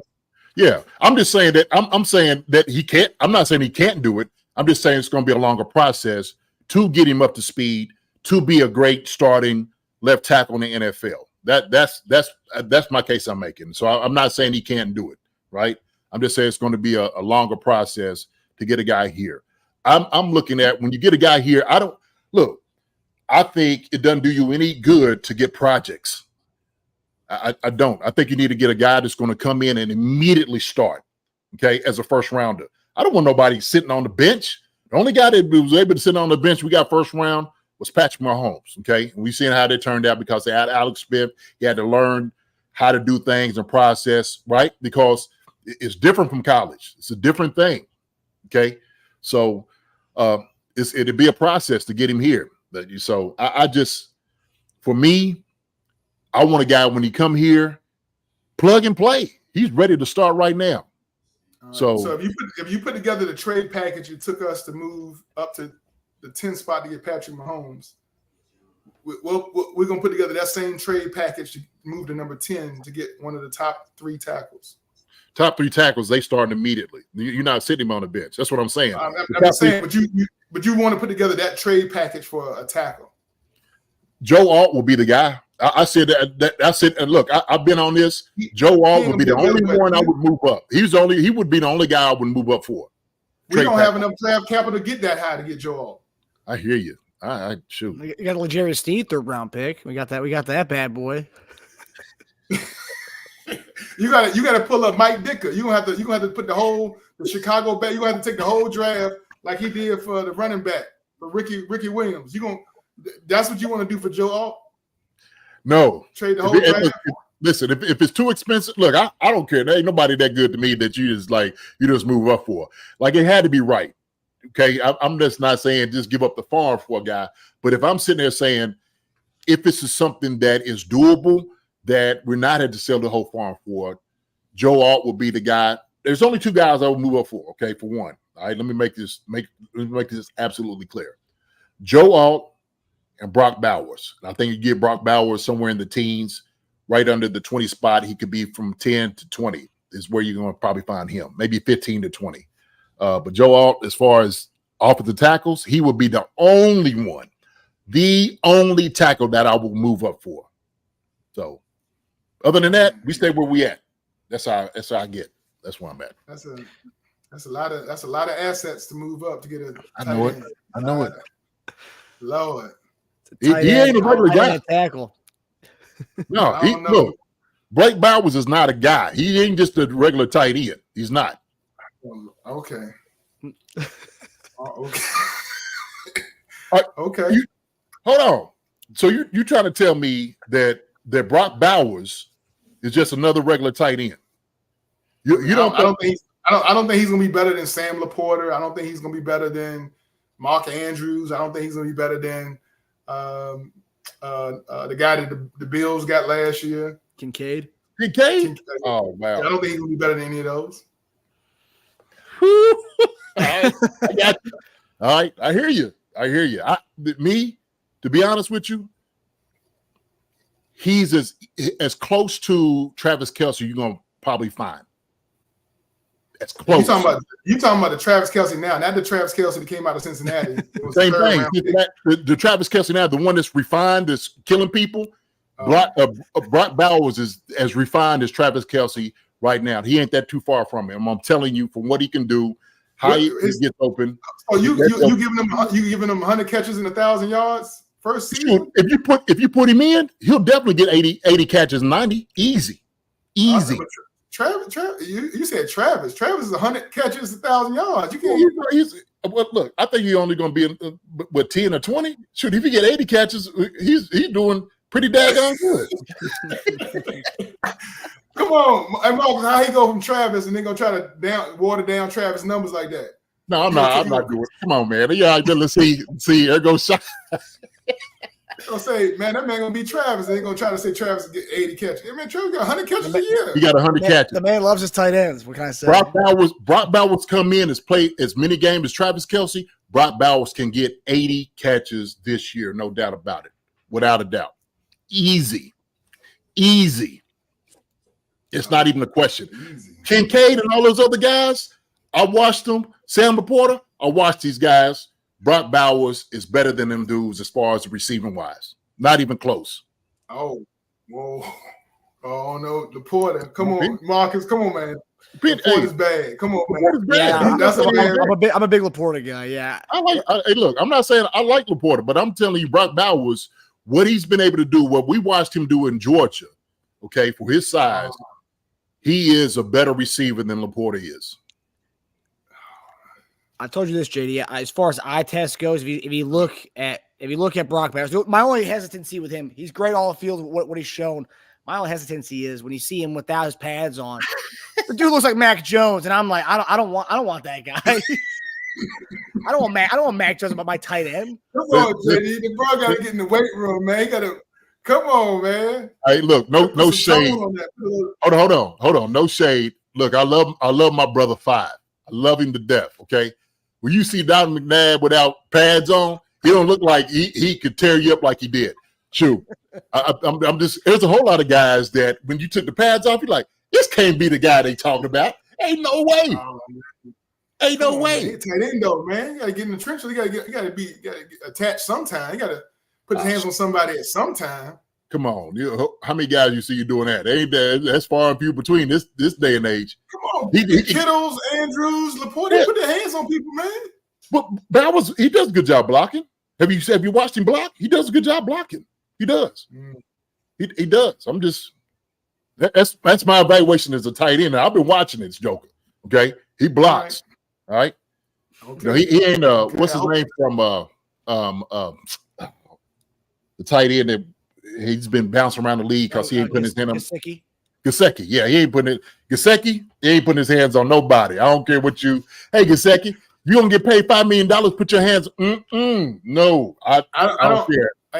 Every mock draft I've done, I've never had Bowers getting past the Jets. I always feel like Aaron Rodgers will quit if he's available and they don't let him get Brock Bowers, then he's gonna just tell them like I'm gonna quit. Like y'all draft him or I'm gone, and they're gonna draft him. He gonna be with the Jets now. Listen, if he with Aaron Rodgers, you ain't got no excuse now, right? If he's with Aaron Rodgers, you ain't got no excuse if he don't come up with these 80 balls, 1,000 yards, 10 touchdowns, right? Yeah, no, but you got Garrett Wilson on the outside. Who else they get? So they got guys, they got receivers too. But you're right. If Aaron Rodgers passes the ball to him, he has no reason not to get 80 balls. No doubt about it. Absolutely, 100%. Right. I'm the Brown said, bring in Tim Tebow for tight end. Come on, I'm the Brown. Cut it out. Cut it out. Hey, that was so disrespectful. You know what? And that's what I hated. Y'all gonna give us Tim Tebow, okay?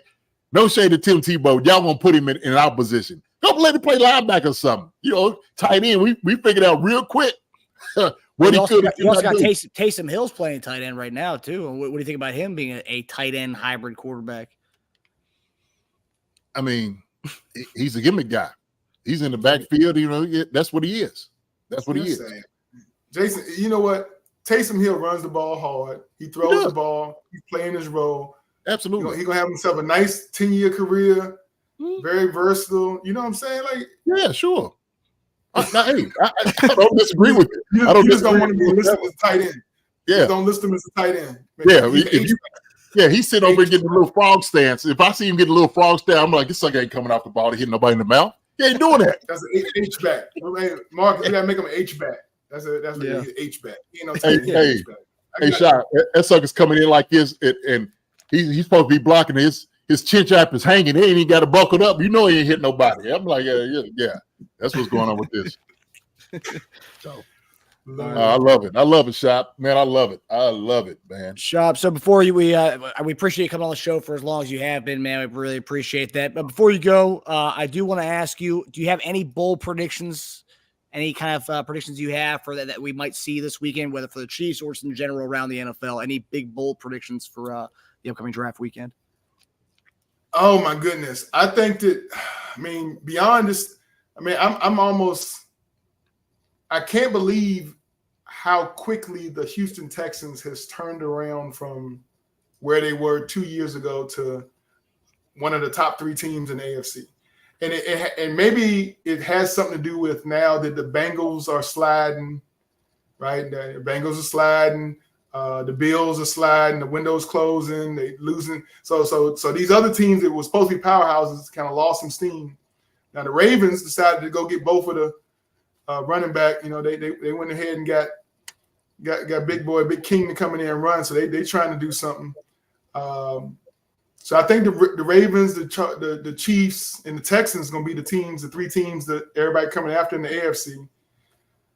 As far as the NFC is concerned, I think the 49ers, because they are still able to benefit from Brock Purdy being on a rookie deal,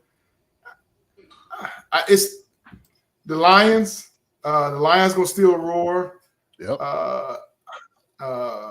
After those 2 teams is very. Maybe Packers with Love still, it's got that team. It's a young core of wide receivers, a lot of young talent. They're not really overpaying anybody, so. Maybe those are the 3 teams. Everybody else is going to be in. CD going to ask for money. Jamar Chase going to ask for money. T. Higgins asked for money. Like now that Amon St. Brown got paid, all of them going to sit there and be like, I want my 30 a year now. Like I don't know. I don't want to wait. I ain't playing it. So I don't know what the Cowboys going to do. These teams is waiting for these receivers to touch the field. Too many coordinators have moved around in the NFC for me to think that anybody is going to have any repeat, this magic from repeat status. So, I don't know who the 3rd team. I guess I would have to go with the Rams, the team that I'll just say McVay is going to be able to scheme up enough stuff to be magical again. So those are the 6 teams I think going to be really, really good. As far as the draft is concerned, I do think that there's going to be a phenomenal run on offensive players. I would say out of 32 picks, I'm going to say 23, 24 are going to be on the offensive side of the ball.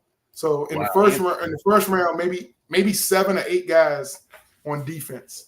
That's how heavy loaded I think this offensive run on players are going to be.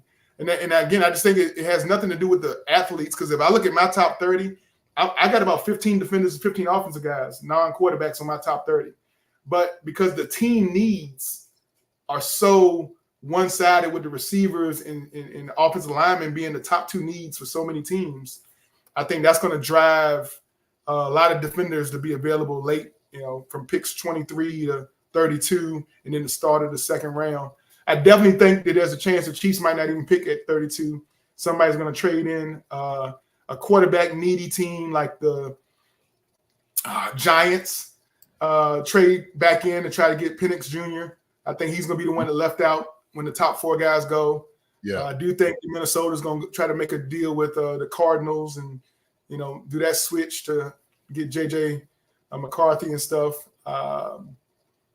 Besides that, I think everything else is just going to be like the wild west. I mean, once those trades start going and players start flying on the board, it's going to be hard to call it, man. It's going to be hard to call it, but yeah, I'm excited about it. I think that this is an exciting draft with a lot of playmakers. At the end of the day, though, I think that the Chiefs are still in a great position to go after this three-peat. Yes, sir. Yes, sir. So you think more of a chance that we trade back rather than trading up? Marcus, he wants to definitive answer, Scott. He wants to definitive answer. Let me put my glass up. JD, there is no chance in HELL that the Chiefs are moving up. Okay, brother? They're not going nowhere near the 10th pick or the 4th, 5th, 6th pick for Joe Alt. They're not going anywhere around 15 for Brock Bowers. Okay. So they ain't.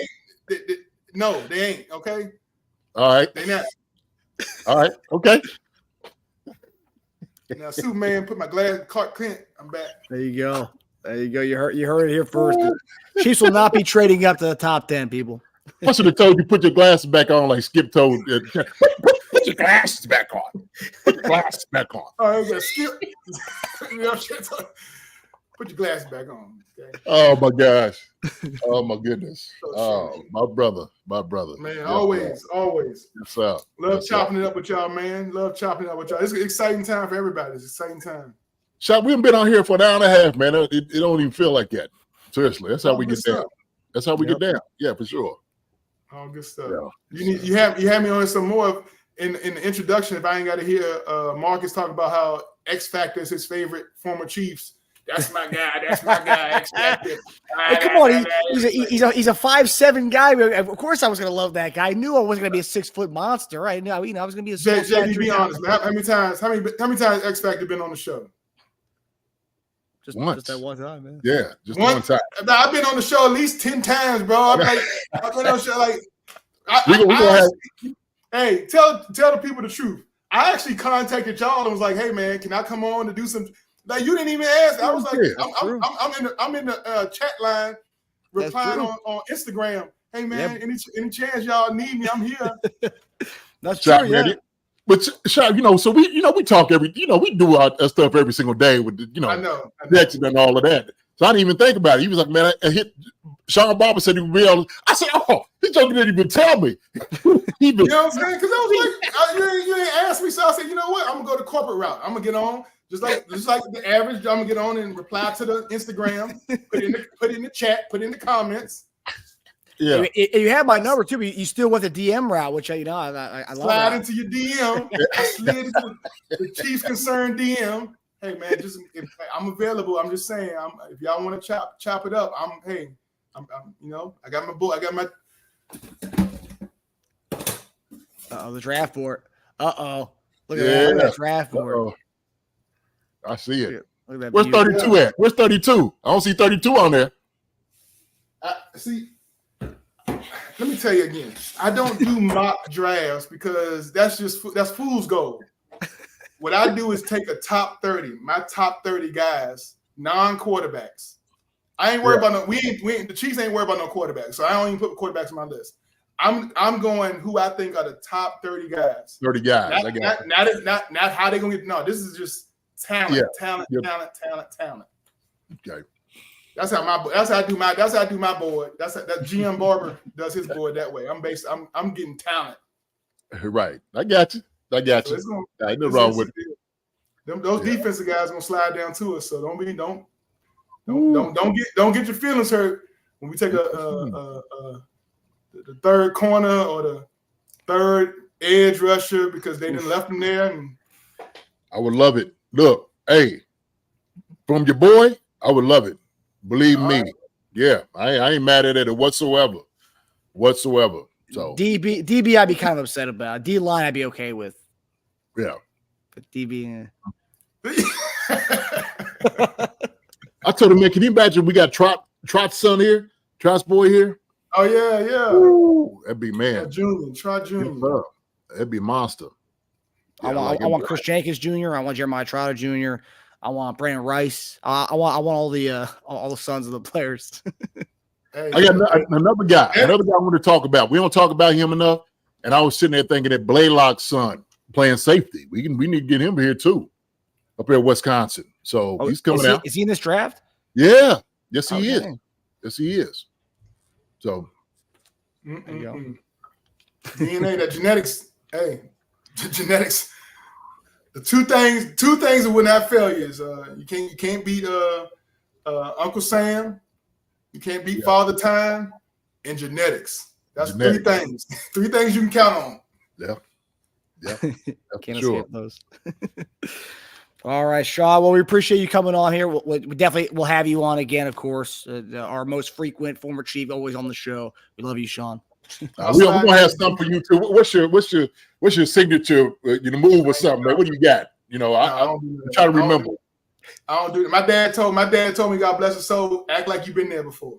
Yeah. I get my pick six. I go across the goal line. I find the ref. I act like I've been there before. I got you, but we're gonna have it for you. So Marcus don't have to do the X Factor. We're gonna have something for the barbershop. You know what I mean? I'm gonna bring in the Clippers and say, here we go the barber. Here he come. I will say that the clip of him taking off his glasses, that might be something we could put on the intro, actually. Make sure I can see what you were saying. I had to make sure when you said trade up to get Brock, I had to let me make sure I see what you're saying. You saying something like, let me make sure I can see what you're saying. Well, put your glasses back on. Shout out, my brother. Listen, man, I love you. All right. Shoot, I'm gonna be rapping to you, man. You know how we do. So it's my brother, man, in spirit, you know what I'm saying? In Christ and faith, my brother, man, on and off the field.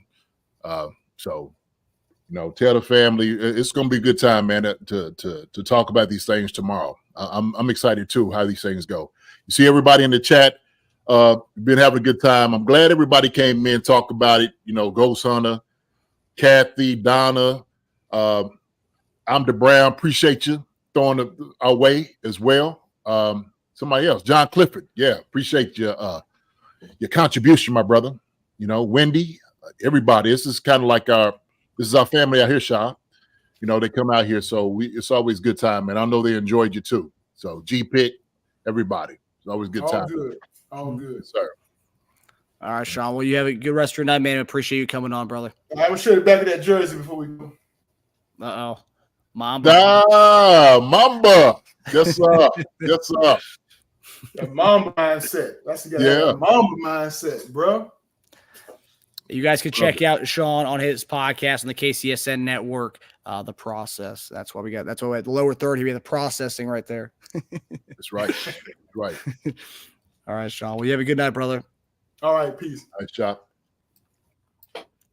All right, so that lasts a little longer than I anticipated, but we got one more guest, JD. We got another guest.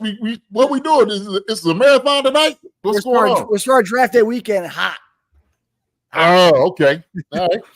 So this is our guy. This is our guy, Lance the Spoken. He's been waiting in the waiting room, very patiently, ready to talk about something we kind of alluded to with Shawn Barber. Was talking about the Joe Alt and Brock Bowers kind of talk about trading up. And obviously, you guys saw what Shawn said. Shawn's very adamantly against that.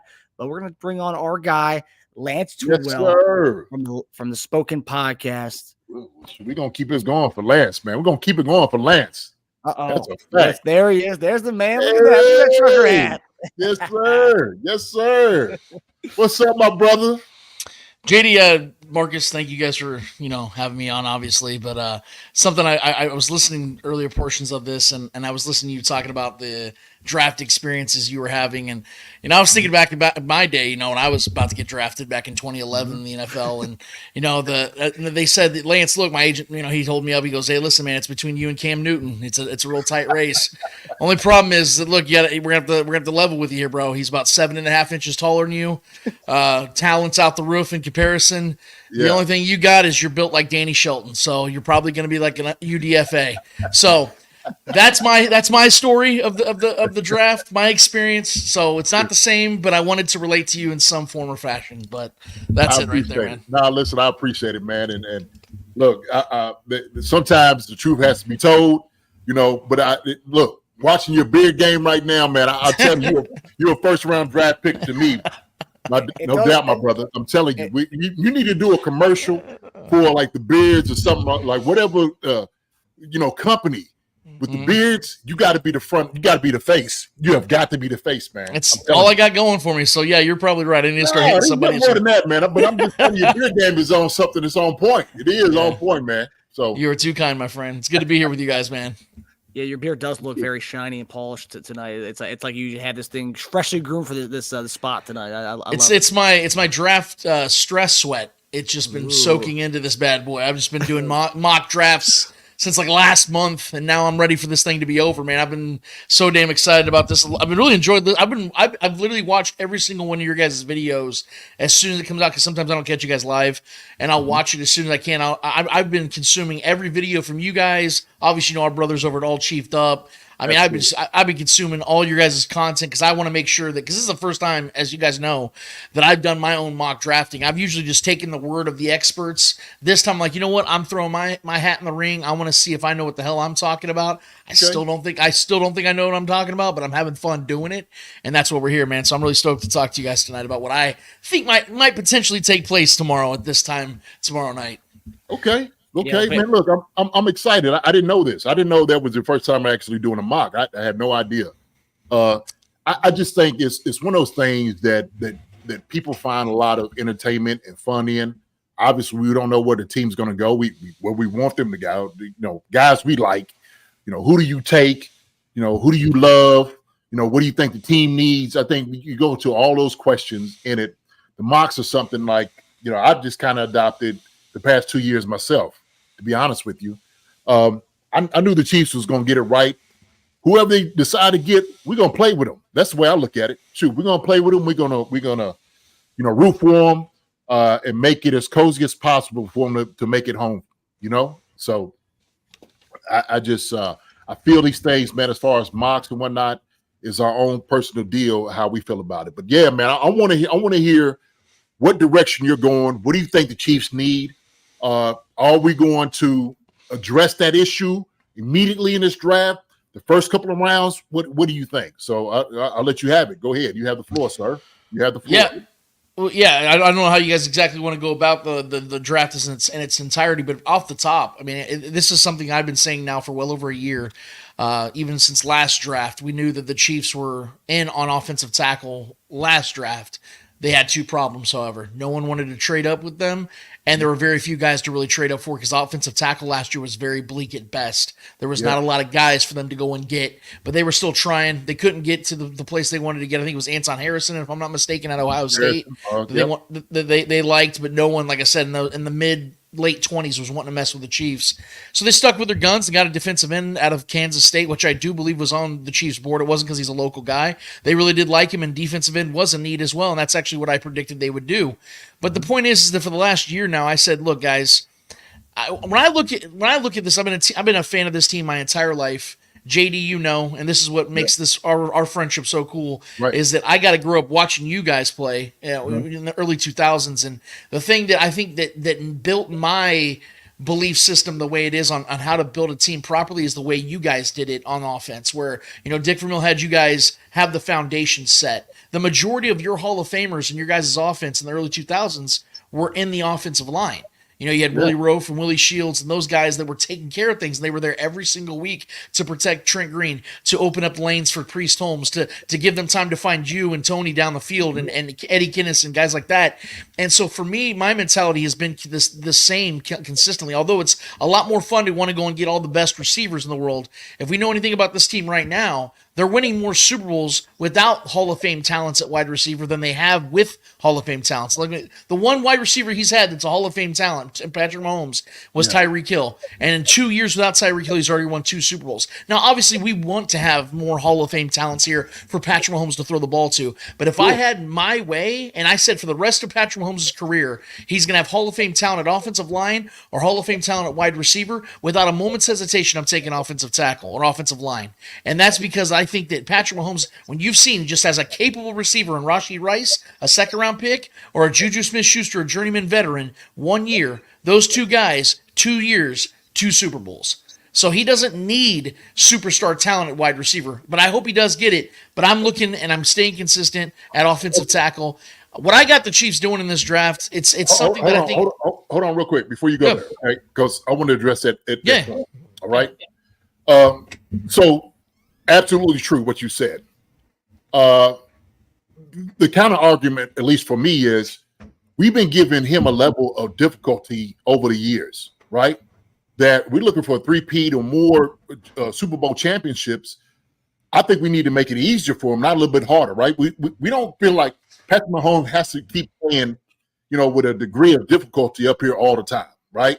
Last year, we were able to kind of skate back because our defense was so good that we were able to, some of the deficiencies we had on the offensive side, the wide receiver, almost didn't get overlooked. We almost didn't get past that.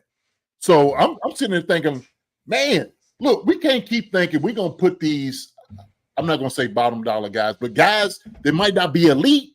Now, we got Brown, but might not be elite, to keep trying to put that with Patrick Mahomes and let him trying to keep making, hey, shoot, come on, keep being the Superman, keep wearing your cape week in and week out. You seen how frustrated he was last year. We seen it.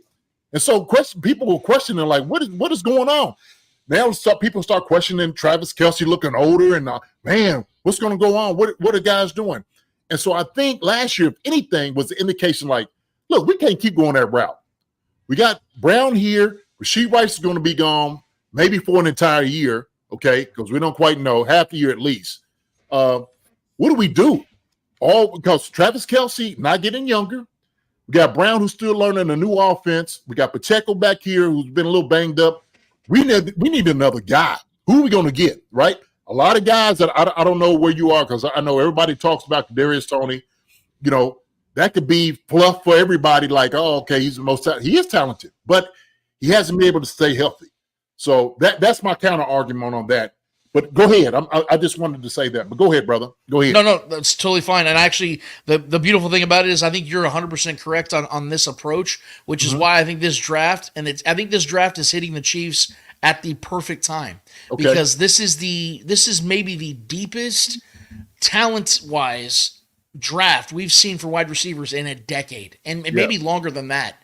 It is unbelievable how deep this is. And with the Chiefs, and my mentality, like I said, is with Brett Veach, the way he's been able to draft so well, at least over these last 3 drafts, and 41 draft picks in total as the Chiefs GM, 34 of those guys are still on NFL rosters, 24 of them are still on the Chiefs roster, and 14 of them are still starting for the Chiefs. This guy has done nothing but cook as the Chiefs GM in drafting. So what I want him to build the foundation, and I want him to get as many picks as possible in the deepest draft that he may ever get to draft in. There's no guarantee this is going to be a repeatable thing, because a lot of drafts go up and down. And so what I want to see the Chiefs do in this draft at 32 is I want to see them trade back 8 spots to the Washington Commanders. You get the 40th pick overall. The Washington Commanders are a team that are rebuilding, retooling. They can potentially get 3 picks within the first 36 picks. That's ideal for any team like them with all the cap space they still have, very young, new owner, all that stuff.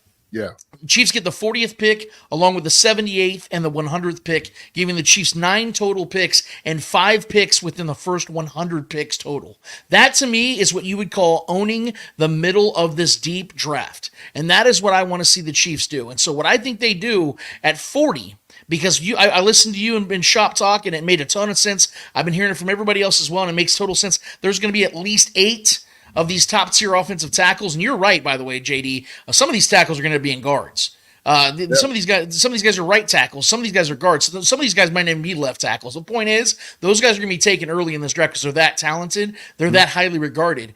But I do believe the 2 guys I'm looking at 40 that could realistically still be there are 2 guys that may be viewed as projects, but I think these are guys that can go into training camp and win the job at left tackle. That's how talented they are, and that is Kingsley Suametaya, and that is Patrick Paul out of Houston. I think those are the 2 guys right there that realistically could be there still at 40, because those other top tier guys. Now, Marius Mims might be a little bit more talented. I think he's going to be a first round pick, but I think these 2 guys right here, and you said it about BYU and how, whenever you hear about a guy that Andy Reid knows because he went to that school, he's familiarized with these guys. I think there's a little bit of a bias there, but Kingsley is a guy they met. I saw it on your guys' chart right there. This is a guy that the Chiefs have met with. This is a guy they're familiar with, and I think they're very comfortable in taking if he was to fall to them. And I think he's that guy. Also, Patrick Paul might be the most undervalued or overlooked tackle in this draft because he's one of the few pure left tackles in this draft class.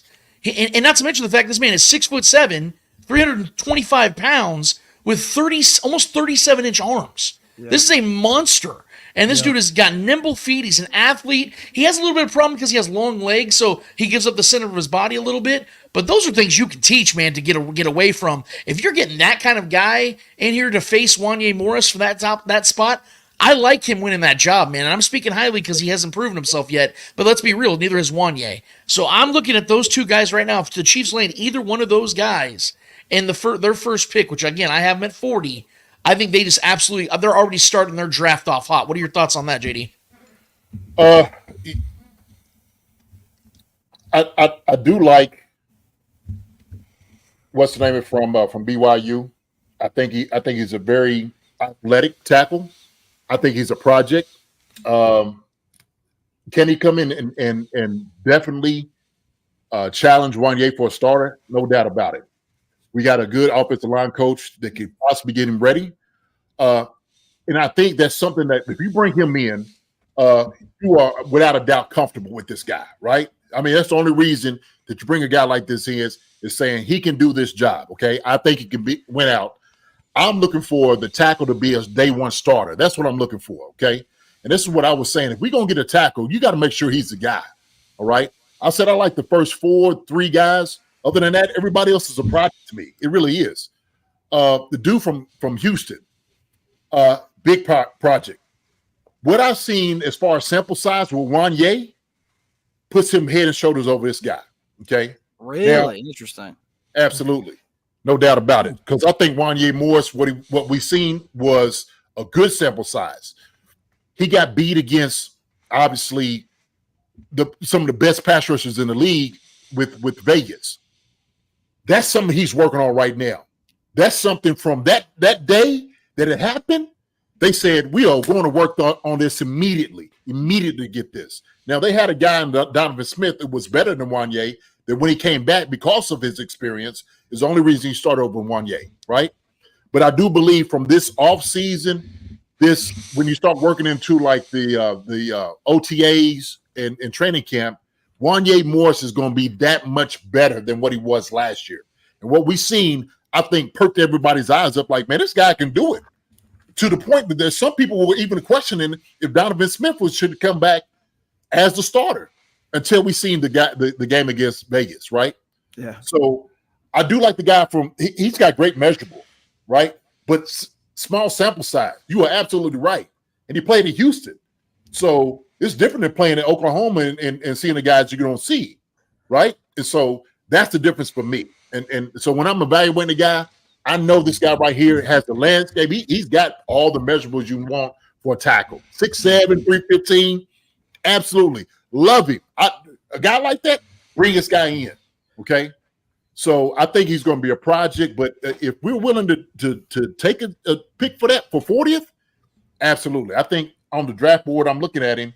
They got him somewhere maybe in the late round, in the second, like 80th or something like that. So they say that there's a report this week that said he's rising a lot of teams' boards. But the thing I read about him, So you say Houston as a knock as far as the level of play versus what Oklahoma's playing against.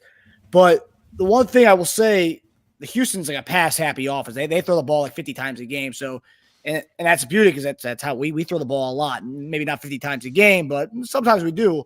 I think that's a kind of a pro for him to come to an offense that throws as much as we do. He's already been doing that at Houston. But the biggest knock I've read, and this is something that I know JD's not going to be a fan of, is the fact that he's not an aggressive mauling type of tackle who's kind of, he doesn't really have a lot of experience running the ball, and that's something I know you're very big on, JD. Man, and so the thing is, if you're not willing to put your head in and you are very aggressive because you are passing the football a lot, that takes away from what you can do power wise in the running game. So I can't, and the thing is, are you catching guys?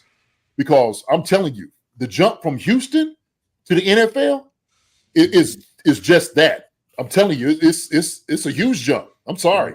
It's just what it is, right? There's nothing against him, but it is what it is. So when he comes in, he's going to look at a guy and the joker hit him in the mouth, bip, or somebody fly by him, like zoom. He's like, what was that?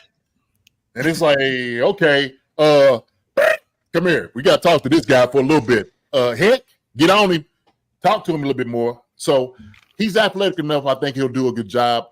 But he is going to be a project, though. So I like him. Hey, he can be a starter maybe year two. He might even take over, for the first year. He just got to show that. I just think Wanya Morris being a third-round pick, which is not too far off from where this guy's maybe get picked for 40th, I think he's above him right now at the moment. But go ahead. Well, and that's fine. The thing I wanted to kind of throw that out there is the fact that we got to go back a year and remember that when the Chiefs drafted Wanya in the third round, we were all the belief that this is going to be a guy that was going to be a backup right tackle, or a guy that could maybe end up becoming that right tackle, or even some people said that he could become a guard replacement for a Joe Tooney or Trey Smith if one of those guys ended up getting moved off in a year or two. So to see what Wanya could develop into at left tackle now is something we didn't even foresee. So that is something, like I said, when you for me, I want to see the Chiefs have as much competition at that position, unless you have, a Trent Williams, something that is solidified at that position. Get as much young talent, cheap talent, and early draft talent at that position. And at worst, what it does is it motivates Wanya to play at his best. And if he's the best man for the job, and Andy Heck and Andy Reid believe that Wanya is the man for the job, then now what you have, and it's a horrible scenario where you have depth. You have young depth at offensive line, which is what you always need in this league. So, and that is honestly what I've been looking at in this draft. Now, I know you guys have been on for a long time tonight, so I don't want to keep you guys on forever. Ahead, yeah, I know. But I have 9 total picks, so I'll kind of slide through these. And if there's one that you don't agree with, or you don't like, or you agree with, you can stop me at any time. But I want to say the second pick at 64 overall is something that you and JD and I talked on the show a couple of weeks ago when you were on our show at the Spoken, that I 100% agree with, and you nailed it about an hour ago on your guys' show tonight when you said that you invest so heavily in Chris Jones. You give him this 5-year deal. He's going to be 30 this summer. You know that although he's showing no signs of slowing down, that every man's got his time. And we know that Chris Jones is eventually going to start slowing down. Now, I'm expecting him to still play ball. I'm expecting him to still be great. But like we talked about Travis Kelce, getting him some running mates and getting him some talent around him to help spread the wealth and stretch out his prime years. It needs to be the same exact way for Chris Jones, because for the last 2 years, no one has been more double teamed. No pass rusher has been more double teamed in the league than Chris Jones by a substantial margin. Right. That's going to start wearing Chris down. So get him for the first time in his career a running mate. And that is why I have the Chiefs at 64 overall going defensive line with Chris Jenkins out of Michigan.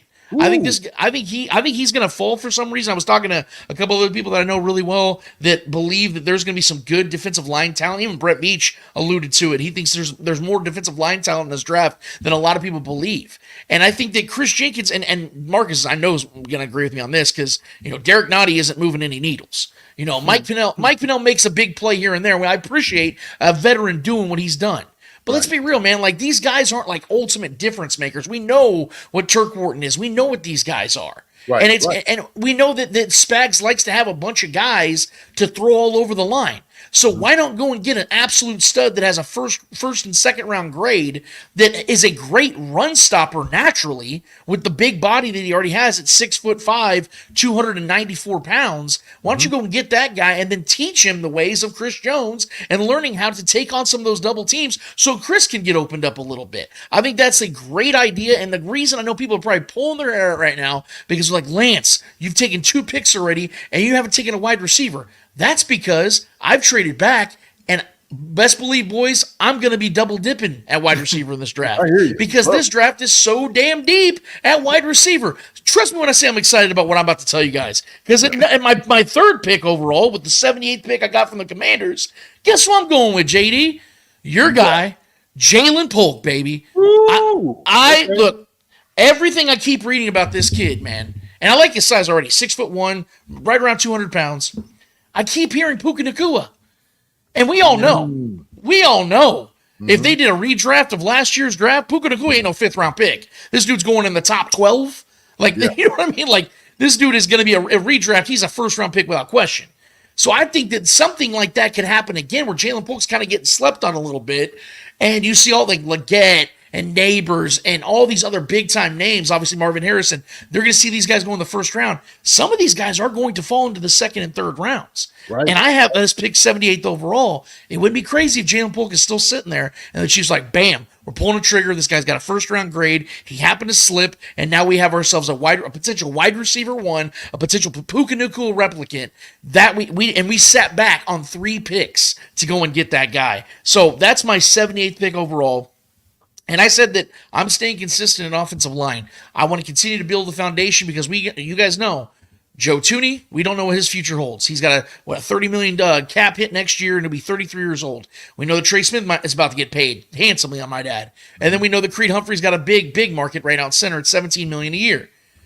All 3 of those guys might be gone. So the Chiefs are going to have to make sure they're backfilling as much as they can now. So next year, whoever might be gone, they have a second-year player at that position ready to go, which is why I believe the Chiefs are going to take at 95 overall, one of the best overall offensive linemen, I think, in this draft, and that is Kansas's Dominic Pooney.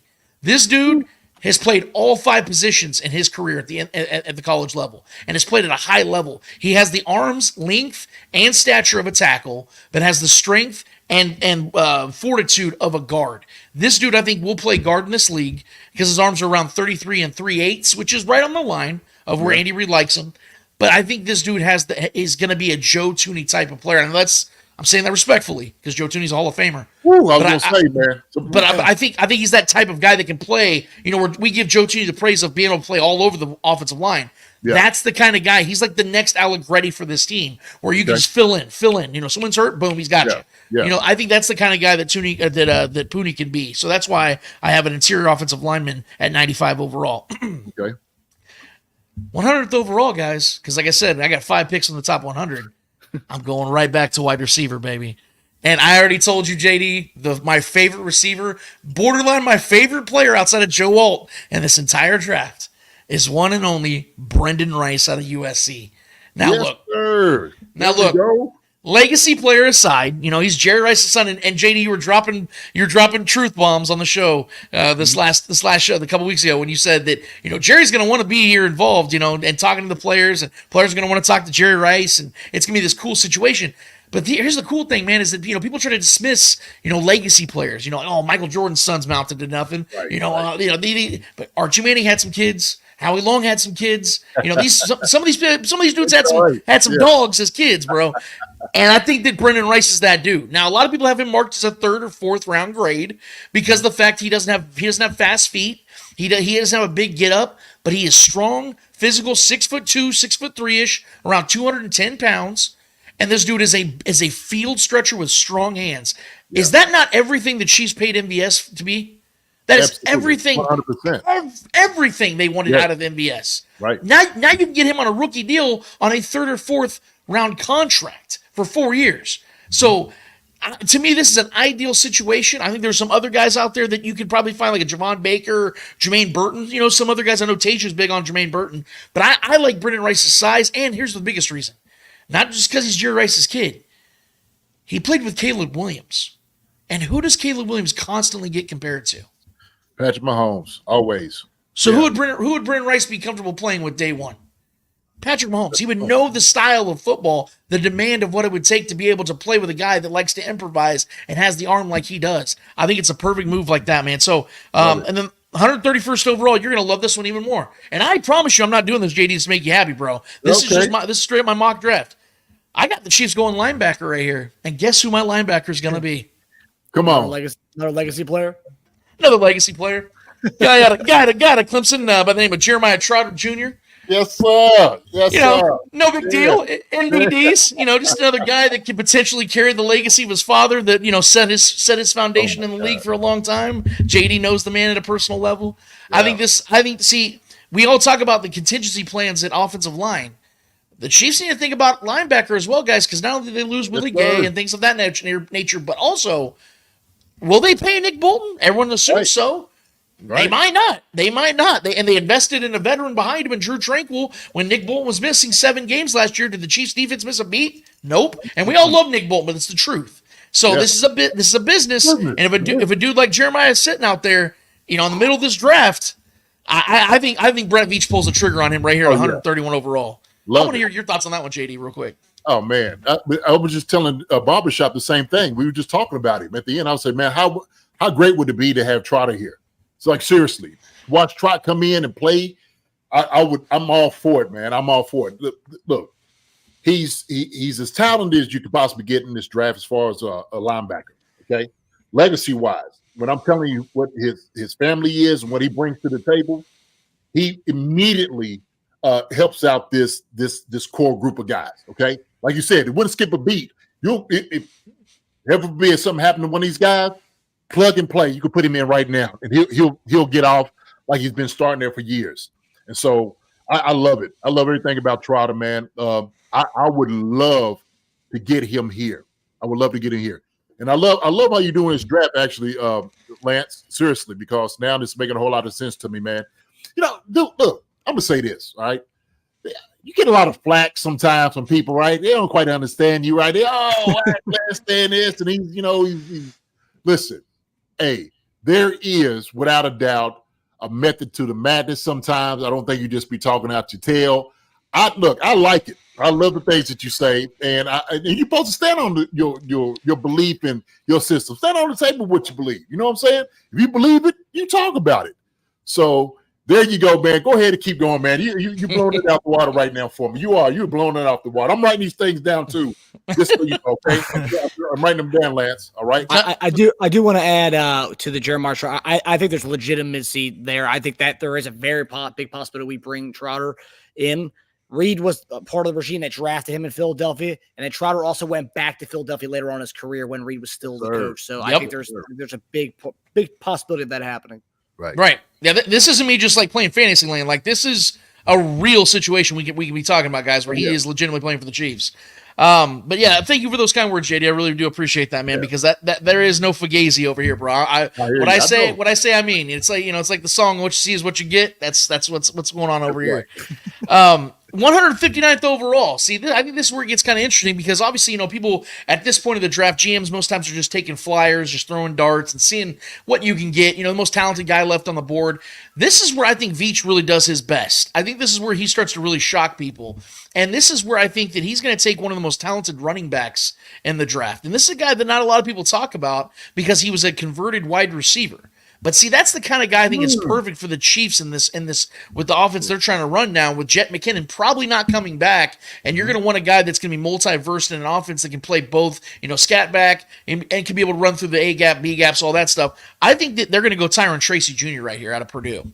I like Isaac Guerrero out of Louisville. He's the fastest running back in this draft. Yeah, he's right.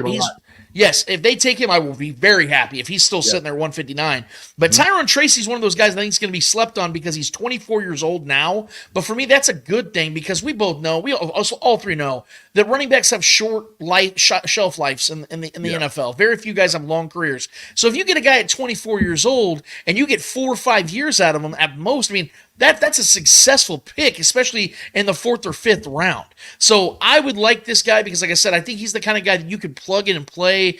Like I said, he can play slot because he's originally a receiver, but he can also do the things that I believe Jet McKinnon did. Maybe not the same level because Jet was special in this offense, and I don't know if you can just replicate that, but he's bigger, he's more physical, he's more gifted. I think he's the kind of guy that Andy Reid would like to add to his offense this deep into the draft. And then obviously at 173rd overall, I have this is where I think the Chiefs want to make sure, because obviously, we know the focus is on offense. We know that they're going to want to continue to give Patrick Mahomes some weapons because for the last few drafts, it seems like it's just been defense heavy. Over 64% of their picks over the last 3 years have been defensive draft picks. That's predominant. Yeah. I think they do go edge here, though, because even though FAU is getting he's going to get every opportunity to succeed in this year, being a first-round pick. George Kurloff is obviously a madman on the other side. Mike Dana is back for at least 3 years. We know that Omenahu's going to be back at some point in the season. They have depth there. But I don't think at this point of the draft it hurts at all at 173rd to add a guy that has a 4th, 5th round grade on him that is expected to slip in Brennan Jackson out of Washington State. This dude's got the size, he's got arm length, he's got strength, he's got everything that you would want out of a defensive end who can also play on the inside as well. And why do you think they wanted Mike Dana back? Because Mike Dana can play inside and out. That's what Brennan Jackson can do. So if one of these guys was to go down, he could play. He's a versatile player that could bounce in and out. Or worst case scenario is a special teams player. And if you're getting a special teams player that's being an effective player on kickoffs, punt returns at 173rd, you got yourself another hit at deep in the draft. And then finally, my last pick of the draft. I know this has been a long one, guys, but like I said, I wanted to give Veach as many opportunities to take stabs in this deep draft. 221st overall. That's right. I'm taking myself a tight end. I was hesitant. I wanted to take Ben Sinnott early. I wanted to take, obviously, Brock Bowers. No offense to Shop. I loved watching Barber back in the day, but no, Brock Bowers is special. He's going to be special in this league. Obviously, you have like the special guys, but I think Eric All out of Iowa State. I'm sorry, out of Iowa State. Yeah. Iowa, right? Just he's a Hawkeye. Iowa State. Yeah. My bad. Let's get that correct because they just pump out tight ends at that school. Tight end you. I'm telling you, I know the only reason I think he's going to be in this draft. I think he's going to be the Trey Smith of this draft that had first, second round talent, but had something that scared teams off, and then he fell in the draft. Eric All last season tore his ACL, and so it was late October, so he missed almost pretty much all the season. But they said this dude was one of the most talented tight ends in this draft class and would easily go in the first, second round if he didn't have that injury. I think teams are going to be scared off because of the knee, and he's going to drop in this draft. And I think that you're going to hear about, hey, if he doesn't make the cut, if he doesn't get drafted, he has a contract waiting for him as a UDFA from some team, just like Trey Smith did. And the Chiefs know about that, and they go, the hell with that, dude. Look, we already have the greatest tight end of all time. We've had a history of great tight ends. Let's keep that tradition going. We can find this guy in the 6th, 7th round. Go get Eric All in the 7th round at 221 overall, man. I know that might sound idealistic. Maybe he never recovers from that knee injury. But what are you really risking? A 7th round pick on a guy that had a 1st round grade? Sign me up for it, man. That is my draft. I would love to hear your guys' reactions to it. So I like his draft. I do. I think it makes sense. I'm not really high on the Patrick Paul one. I think that's the only one. To me, I was like, little, hesitant on. Jenkins makes a lot of sense. I mean, he's got a mixed bag of things he can do at the defensive line. I think he fits absolutely well with Chris Jones. To me, he's the ideal guy with his size, almost same type of body type. When I watch him in film and stuff like that, he jumps off the screen, no doubt about it. I think that sometimes it can be overstated that, he doesn't take double teams well. Well, I've seen him do a good job against double teams too. I've seen him, kind of anchor down and do what he needs to do. He's a guy that learns really quickly, okay? And I've seen him just absolutely destroy guards, so I like him a lot.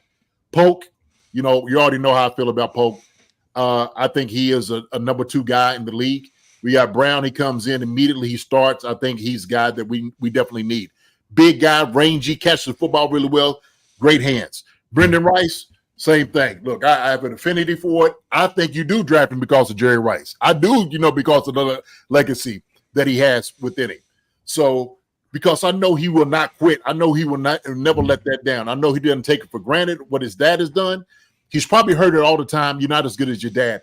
That's why he's probably going as hard as he is, right? Guys like that is not going to let you down. So I love everything about it. Trot, come on. We just talked about him. Another guy, man. Andy is probably talking to Trot, calling him on his phone about his son. He's like, look, I love your son. Love to have him out there. You know, if you don't know Trot, you know, Troy, thanks, Coach. He talks from the side of his mouth. It's my brother right there. Trot, man, he's got the legacy, everything about him. A baller, straight baller. Tracy, I don't know too much about him, but I do love the dude from Louisville. Like I was saying about him, 4'3" running. It's got a lot of ability, man. I like him a lot. But this dude right here, I will look at him, Lance. Check him out. I always like watching him at the end. Same thing with Brennan Jackson. I don't really know too much about him. I had to check him out as well. Defensive end, because I knew we had a lot of depth there. I didn't want to, really, go there because I'm just like, we kind of fit. But I do like another defensive end, right? Yeah. I do like another defensive end. Depth at that position is always needed. It's always needed because things happen, right? Charles Menahu, right? Case in point. Eric All. I watched a little bit of his film. Then I got off of him like real quick. Okay, because I know he was down the road. I think we need a guy that is going to come in and immediately get reps. I'm high on Brock Bowers. I like Ben Snow out of Kansas State for sure. After that, whoever you get a tight end to me he's a filling guy because we got Irv Smith here. We got Noah Gray. He's a guy that he's just going to be a body to me. You know what I'm saying? I don't know if he come in, but like you said, if he comes and he pans out, he does a great job. It's not really a bad pick for us, right? Right. So I like it. I do like it, Lance. Appreciate it, brother. Everything was good. Yeah, beautiful. Yeah, same way with JD here. I think for me, it's not so much. I think we talked about it on our mock drafts. It's not so much the player. Like, yeah, if I get a player right on my mock, sure, that's great. But like, I think it's more position wise. If you are trading back, I mean, you're getting the best value tackle there, BPA, whether it's Kingsley or Patrick Paul, whoever that may be. But I mean, if in that spot, if a better receiver is there, if we do trade back, take that, I would say. But in that same order, I think we are on the similar kind of thought process where it's receiver, tackle, defensive tackle. And those three, whether first, second, or third, I think we were kind of in agreement that those are the three main priorities between those three positions. So yeah, Kingsley, Patrick Paul, I'd be happy with. Whether it's Chris Jenkins Jr., Michael Hall Jr., or Ruke Ororo, whatever however you say his name. Those are my three guys, by the way. Those are my top three guys on the list right here. Those three D tackles, yeah. I'd be ecstatic. And Tavondre Sweat, but I think with his DWI or DUI, I think you can probably get him a little later. So any four of those guys, I'm ecstatic about that. Yes. And then receiver wise, Jalen Polk and Brandon Rice. I'm all aboard with that.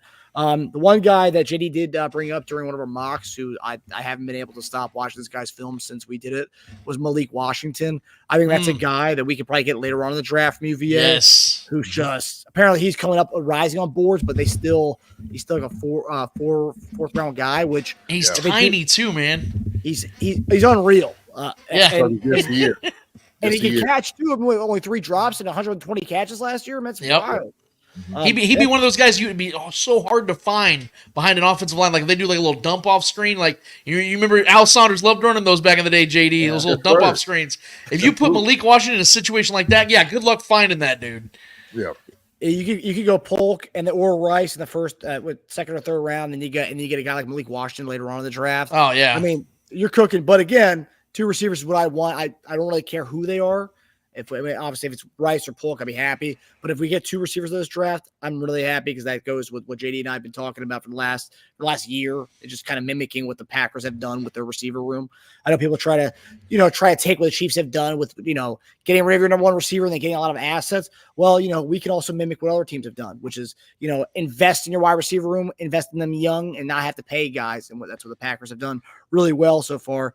And then obviously Trotter Jr., the Chiefs have drafted a linebacker in 3 of the last 4 drafts, last year being the only one they didn't in the last 4 years. So, I mean, that's coming up again with Bolton potentially being a free agent. You got to kind of bolster that linebacker room again. So, I see Trotter Jr. that as actually of all these picks, like I said, I think that's probably the most chance of that guy actually being drafted by the Chiefs of all these guys here, just because the connection that he has, familial wise. And then, the Dominic Peony from Kansas, between him and Cooper Beebe are the two guys who I really love. Very similar as far as guys who are utility guys, can play all over the line and who have proven to be kind of a Joe Tooney type of guy coming out of college. I will say one more thing when it comes to the interior offensive line. Also, another tackle. He's a tackle right now, but a guy to pay attention to the Chiefs might be looking at to add to the interior is Caden Wallace. That might be a guy that they could bring in as well because he's a tackle right now at Penn State. But they said he's got the body. He's got the body and style of a guard too. So I think that no matter who, I'll almost put a guarantee on it that the Chiefs are going to draft one of the first 4 picks an interior offensive lineman because there's some really good ones as well, like McCormick. You have Mahogany. There's some dudes. You mentioned BB. I actually know BB's family out here in Kansas City. Like they're like corn-fed, steroided freaks out here. I don't know how they do it, but really? I used to call because BB went to Piper High School right outside I live like literally 10 minutes from Piper, and I used to call their games, and I just remember he looked like a grown man out there with kids. It was hilarious. Like remember the Andy Reid video when he's throwing the football? Yeah. That was BB. So the Chiefs got him. I like BB a lot too. I do. Yeah, I like BB a lot. Good solid player as well. What I will say is this, just real quick, guys, is that my biggest thing in all this, what I don't want to see is the Chiefs panic pick.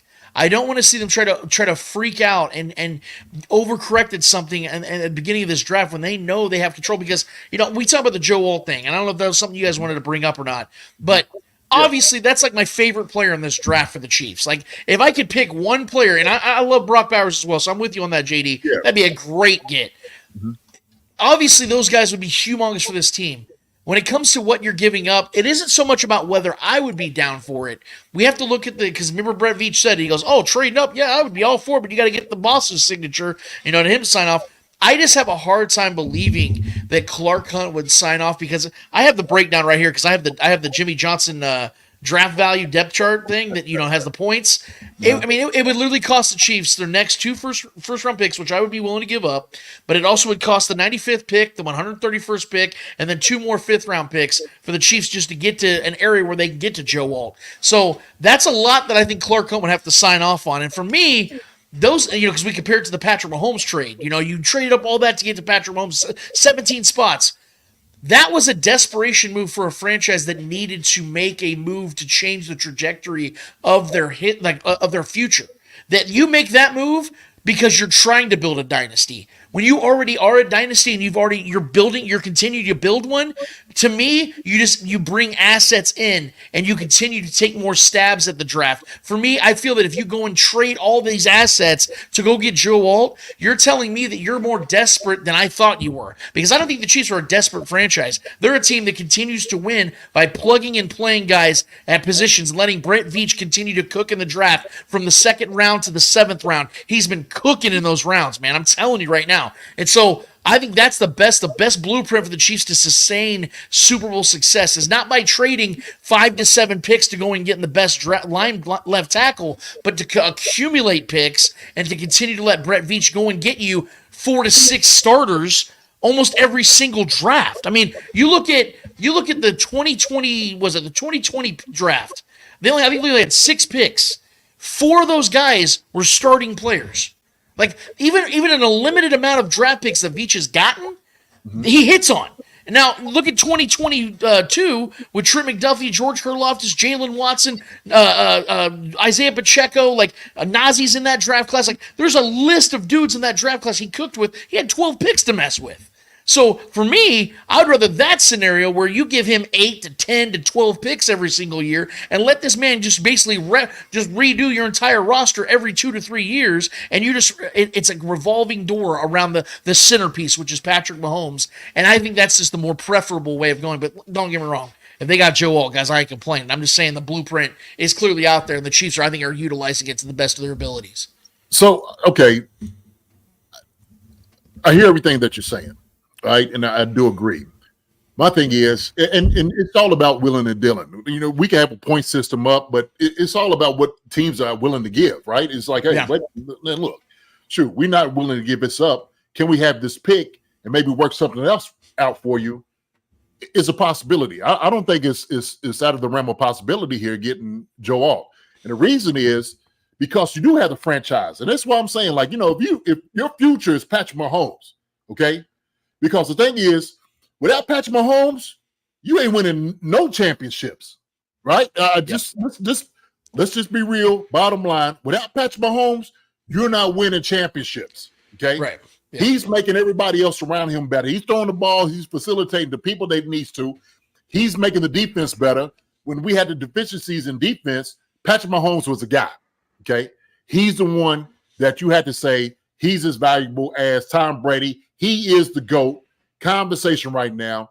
Do you take it in and get a Joe Alt to protect the franchise, the face of the NFL? He is the guy for the next few years to protect the GOAT of the NFL, right? Yeah. That would be the argument. And so you're sitting there saying, well, we could still get, like you said, if we ate toward the end of the draft, well, Veach could still do that with some of the picks that he's getting, right? Right. That he's saving. And saying, well, shoot, Veach is like, well, shoot, I could still do what I do with 4 or 5 picks, right? It don't matter where you are. And look, I'm looking at your list right now, okay? You just ate with the guys that you had with, drafting back. You know what I mean? I'm looking at yours, and I'm like, shoot, we got 2 good receivers that could be starters in the league. You got a starting linebacker right here that we're looking at, all right? We're talking about a guard who could be a starter or a guy that could, trickle in to be, that backup player, right? Just with the guys that you have with your draft. Is that a possibility with a Joe Alt? I guess, I don't know. I'm with you. I don't know if Clark wants to do something like that. We have no idea. I'm just saying it is within the realm of possibility. If you're willing to protect this guy that's behind you and Patrick Mahomes, $50 million, $500 million guy, this might be the guy to do it. This might be the draft to do it right now, right? Sure. So we're thinking Joe Alt right now is you draft a Joe Alt because you think he's going to be a Hall of Fame guy. Yeah. That's why you get it. And just to your point, though, JD, because if you look at the teams that you would have to potentially trade up, to get to Joe Alt, it's probably going to be the Titans, I'd imagine, or the Chargers at 5, because the Chargers because Jim Harbaugh's been known for being a trenches guy. He loves to run the ball. He likes meat and potatoes. I have a hard time believing any of those teams are going to help the Chiefs move up to try and get the best left tackle of maybe this generation. So that's also something. Got nobody around. He ain't got nobody to throw the ball to. Right, no, I'm just saying though that if let's say he gets past the Chargers at 5, and then the Titans who have Calvin Ridley, D Hop, some weapons, and they hey, we need a left tackle, and Joe Alt's the dude, what I'm saying, are the Titans going to help the Chiefs out? That's the only thing I'm really thinking about, because then the price just goes way up. Oh, you want him that bad? Okay, well, how's 2 first-round picks, 2 second-round picks, and 2 fifths? It's like, then it gets kind of crazy, you know what I mean? And Clark Hunt, how he's been, man. He's a very conservative guy. If they said that, it clicked. Hello. That's what they hear on the other side. Like, come on, man, we ain't doing that, dude. You just got Sneed, and we got the 3rd round. We're supposed to be watching each other's back, right? Well, it's also good faith negotiations, though, because apparently with that Titans trade, we had that 3rd round deal handshake for 3 weeks. They were just trying to work out the whole thing with Sneed. So maybe, you know what? You guys were good to us, the whole Sneed thing. You know what? Come on, give us off the round pick. Hey, remember us now. Hey, when it comes draft time, I want you to remember us, all right? Okay? You was a solid, right? So I saw somebody you guys in your comments. Somebody mentioned that asked why I didn't take a corner. They said cornerback in a question mark. I've gotten that question a lot as well. Some of the people that I've already shown this mock draft to today. People are always thinking that because you lost JariusSneed, the cornerback obviously is now a need for the Chiefs. It's quite the contrary. Right. If you want to take a safety, because Justin Reed's contract is going to be up at the end of 2024, cool. I won't fault you for that. There's a couple good safeties in this draft. But when I look at cornerback, when I look at defensive back as a whole for this team, that's one area they do not need. Now, I think there's a better chance the Chiefs don't take a single defensive back than take one in their first 2 picks. Because of the fact, if you look at their last 2 drafts, they have 17 picks. 6 of them were cornerback or safety. Mm-hmm. In other words, Brett Veach has thrown resource after resource at those positions, which meant he was planning for JariusSneed to be gone. He knew, and this ranges from the 1st round when they traded for Trent McDuffie to the 7th round with Najee Johnson, guys like that, Nick Jones, all those guys. And so I look at Brett Veach as like, this is an opportunity for him to kind of just take a break from that position and then focus on backfilling these other positions that they clearly haven't been filling, because to JD and I's point about, not getting Chris Jones a running mate all these years, this is the time to start doing that, because he's only drafted two defensive tackles over the last 4 drafts, and none of them were before the 5th round. So it's time to start investing into that next to Chris Jones. And I think it's time to take a break from corner for one draft and then go back to it next year. Take one in the 3rd round, 4th round, whatever you want to do. But right now, I think there's just other places of need the Chiefs need to focus on. And I just don't think cornerback is, even with JariusSneed being gone, guys, because let's be real. He wasn't the all-pro this year. It was Trent McDuffie, and he's still on this team. No doubt about it. When he was just stacking corners. That's what he was doing, right? We seen this in real time, what was going on. So I agree with you 100%, man. And I was saying that. All right, I ain't gonna get into it, man. I know we kept a peep on here for a long time, doing this. Thank y'all for staying with us. But look, Lance, man, I do love this what you have on your mock.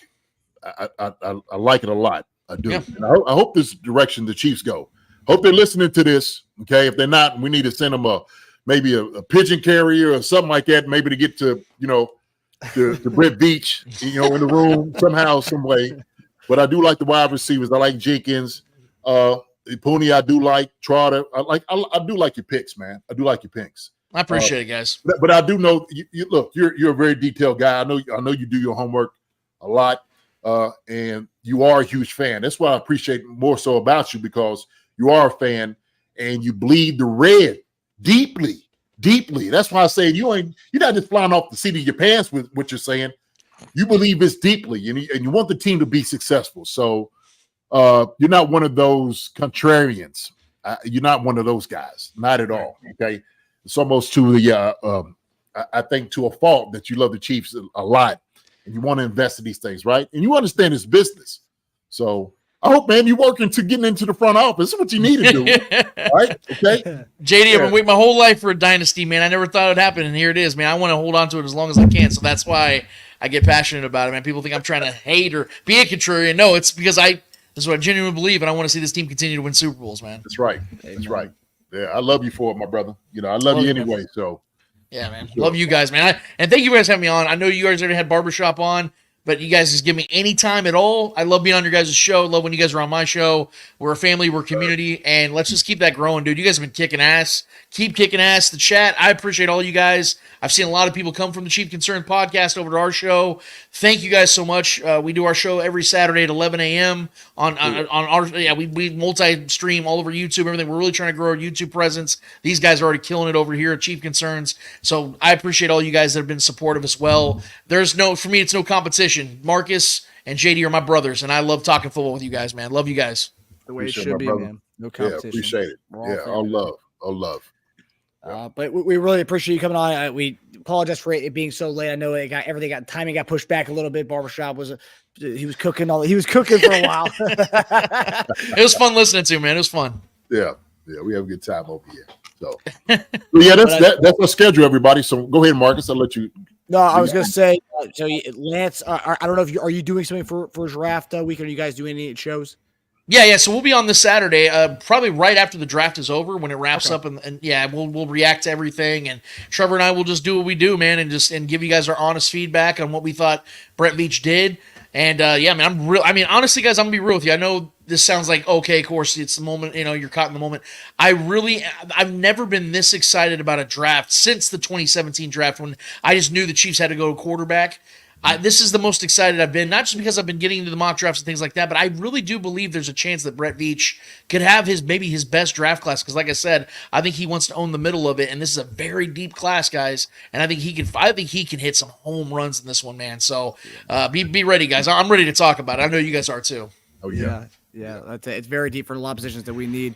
But so this is our schedule. So as JD said, tomorrow night at 11 o'clock, or whatever that last pick is, we'll react to it on our channel right here. And then Friday, we'll actually have 2 shows Friday. So lucky for you guys. So we'll be previewing day 2 at noon on Bleacher Report. That'll also be on our channel shortly after we're done recording on Bleacher Report.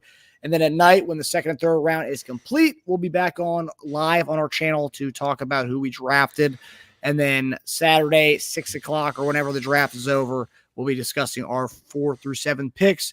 And then Sunday, we'll have our NFL draft grades at 2 o'clock on our Bleacher Report channel. And then I'll also be back on our YouTube channel later on after that. So a lot of streams and a lot of stuff going on the next 3 days, guys, the next 4 days. But it should be fun. Should be fun.